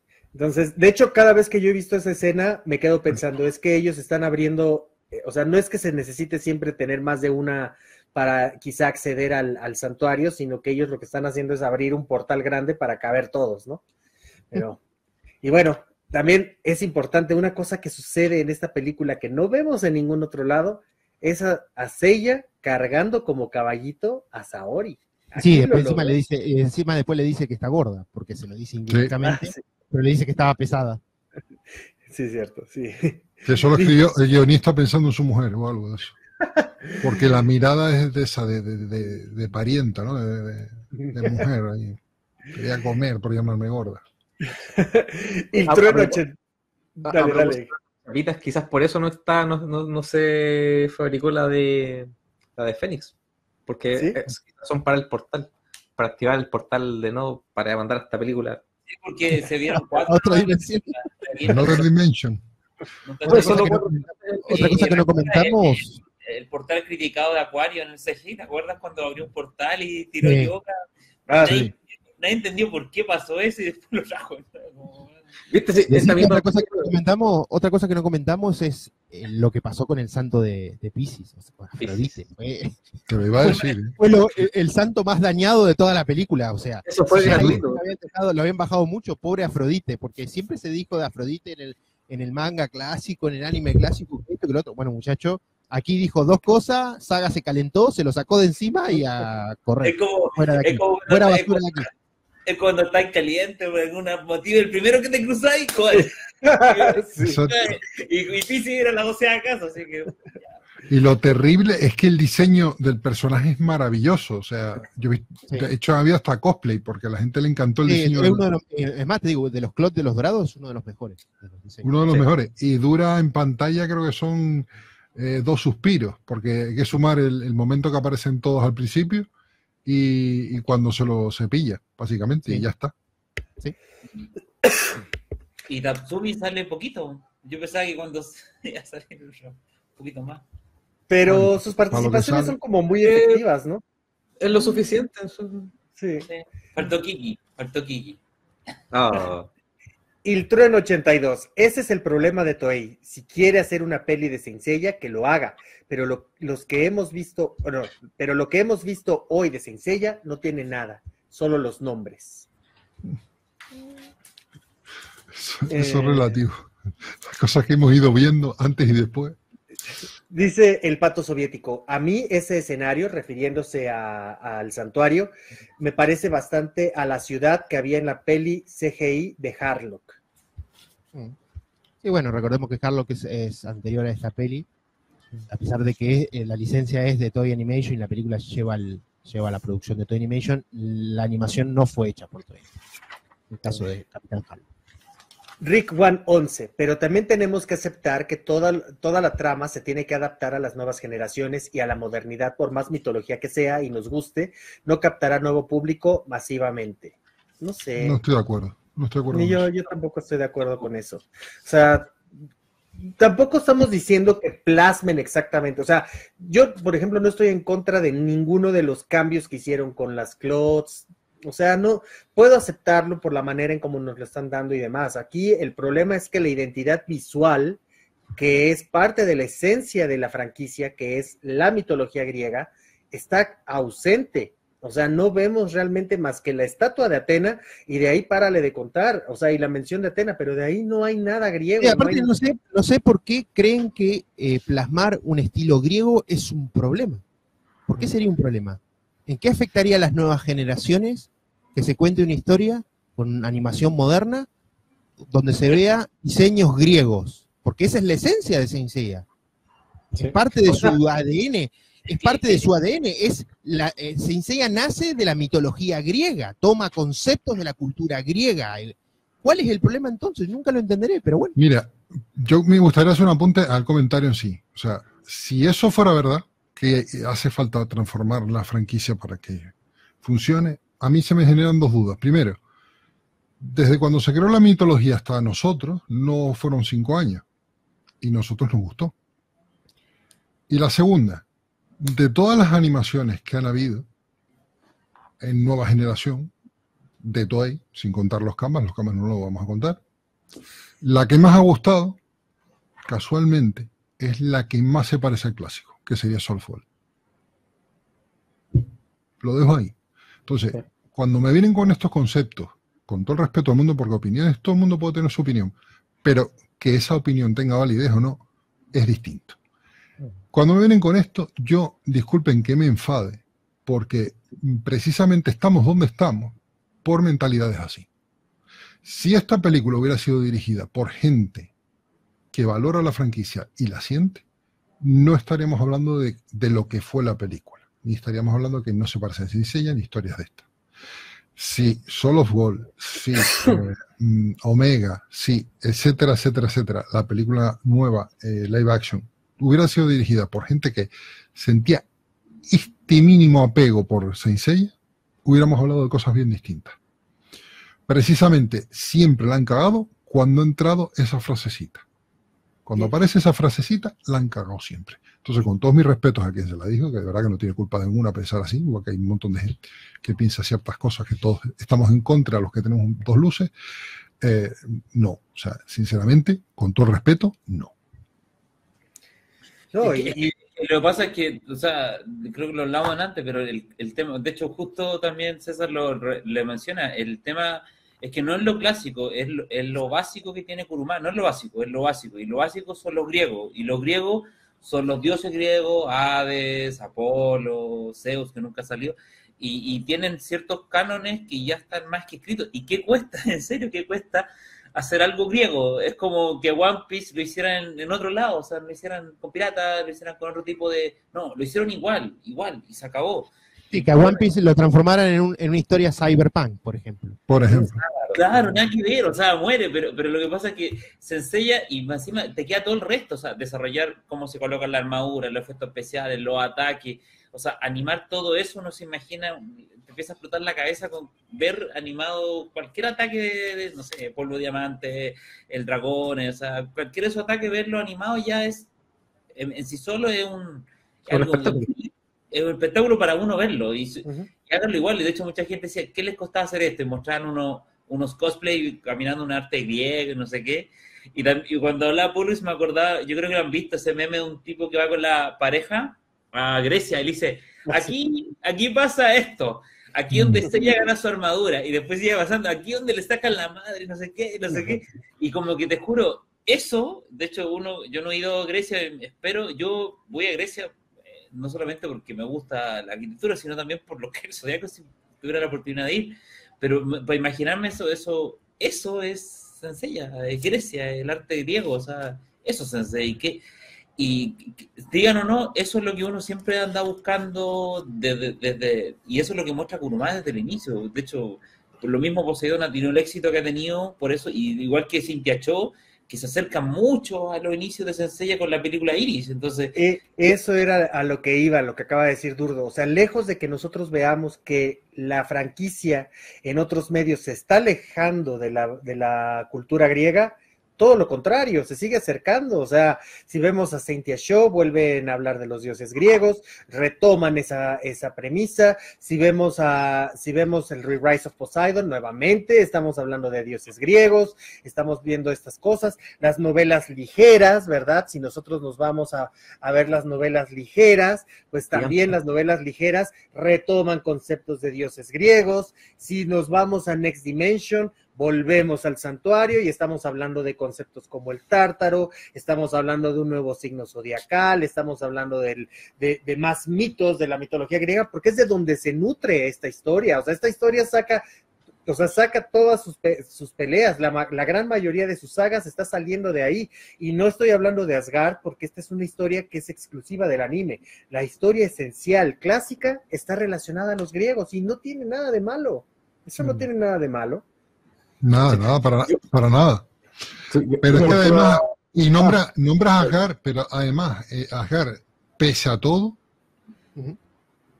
fue querido por mucha gente, sobre todo con el tiempo, porque, pese a ser un añadido, seguía respetando la esencia de Saint Seiya. Y yo pienso que ese detalle de la mitología va digamos que en el sendero de lo que estamos comentando, es decir, de que mantenga la esencia de Saint Seiya. Tiene que tener las bases, los fundamentos que reconozcas tú, que esto es Saint Seiya. Si tú dejas de reconocerlo, entonces no es Saint Seiya, y también, por otro lado, históricamente ha fracasado. O sea, eso se ha demostrado que cuando han hecho ese sendero, vamos a saltarnos esto, se han estampado. Sí. Sí, lo mismo que habías dicho tú, Juan, al principio, que claro, o sea, si nos alejamos de lo que es la cultura griega, es muy probable que demos un pie equivocado. O sea, la cultura griega no porque una adaptación actual de Saint Seiya no sea lo mismo que vimos hace 35 años, se va a cumplir. O sea, la cultura griega, o sea, estamos hablando de 2500 años, casi 3000, no más que eso, es casi atemporal. O sea, que lo ocupes en los años 80, en los 2000, en los 3000, a lo mejor va a ser igual de impactante si lo ejecutas bien. O sea, si queremos ver lucecitas, qué sé yo, evocando a lo mejor a un Saint Seiya, ya teníamos en el 82 películas, no sé, como Tron, a lo mejor, con luces de neón, estrellitas, ya estás en esas cosas. Entonces, que sea un recurso de los 2000 es este diseño tan de Lion of Sanctuary, no, también considero que es como equivocado ese argumento.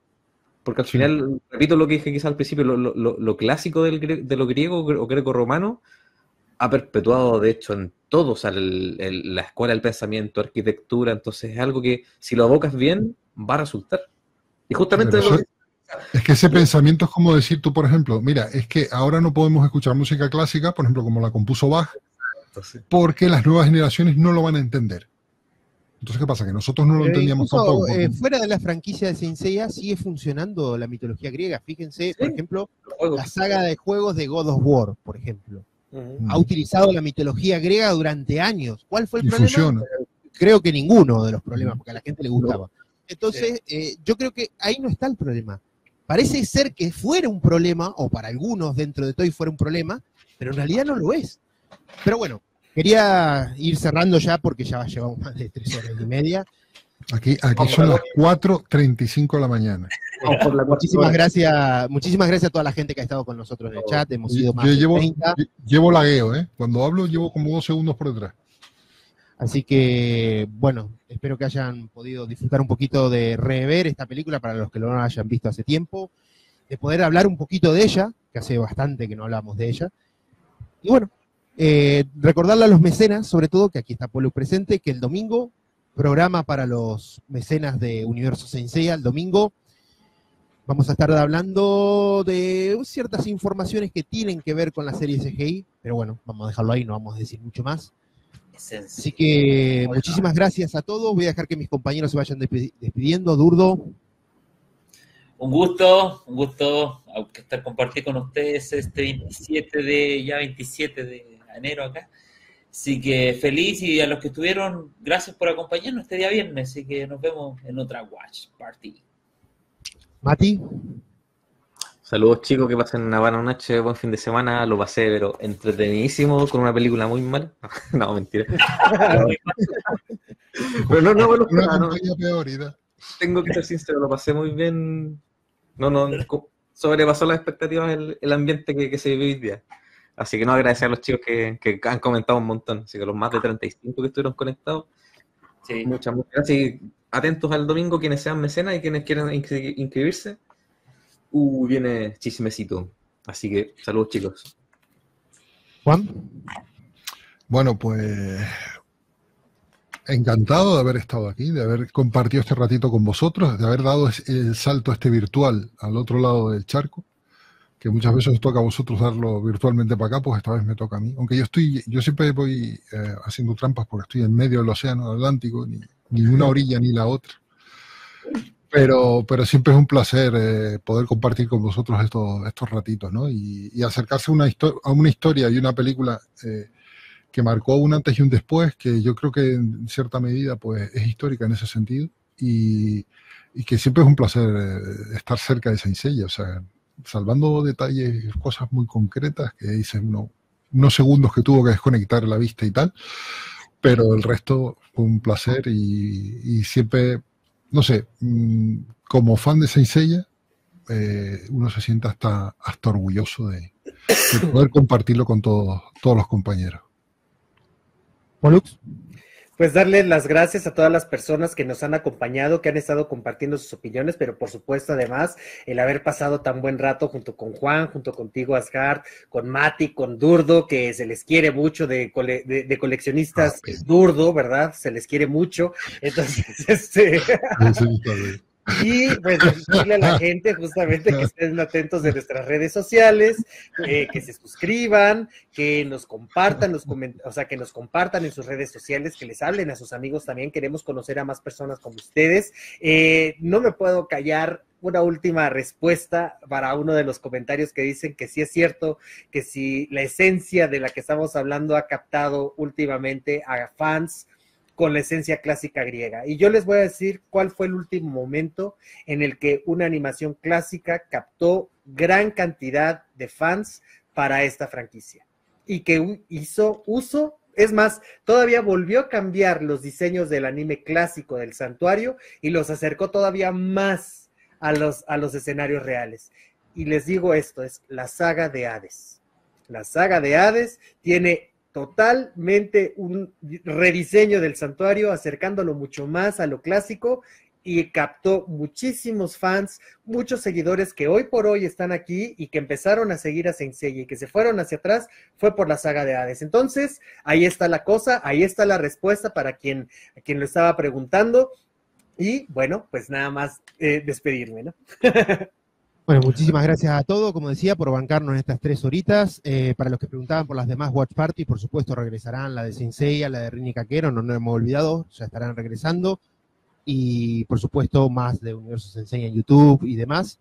Y este domingo el programa para los mecenas. Así que muchísimas gracias a todos, buen fin de semana y nos estaremos reencontrando con mucho más de nuestra querida franquicia. Un saludo a todos, buenas noches. Bye bye. Chau.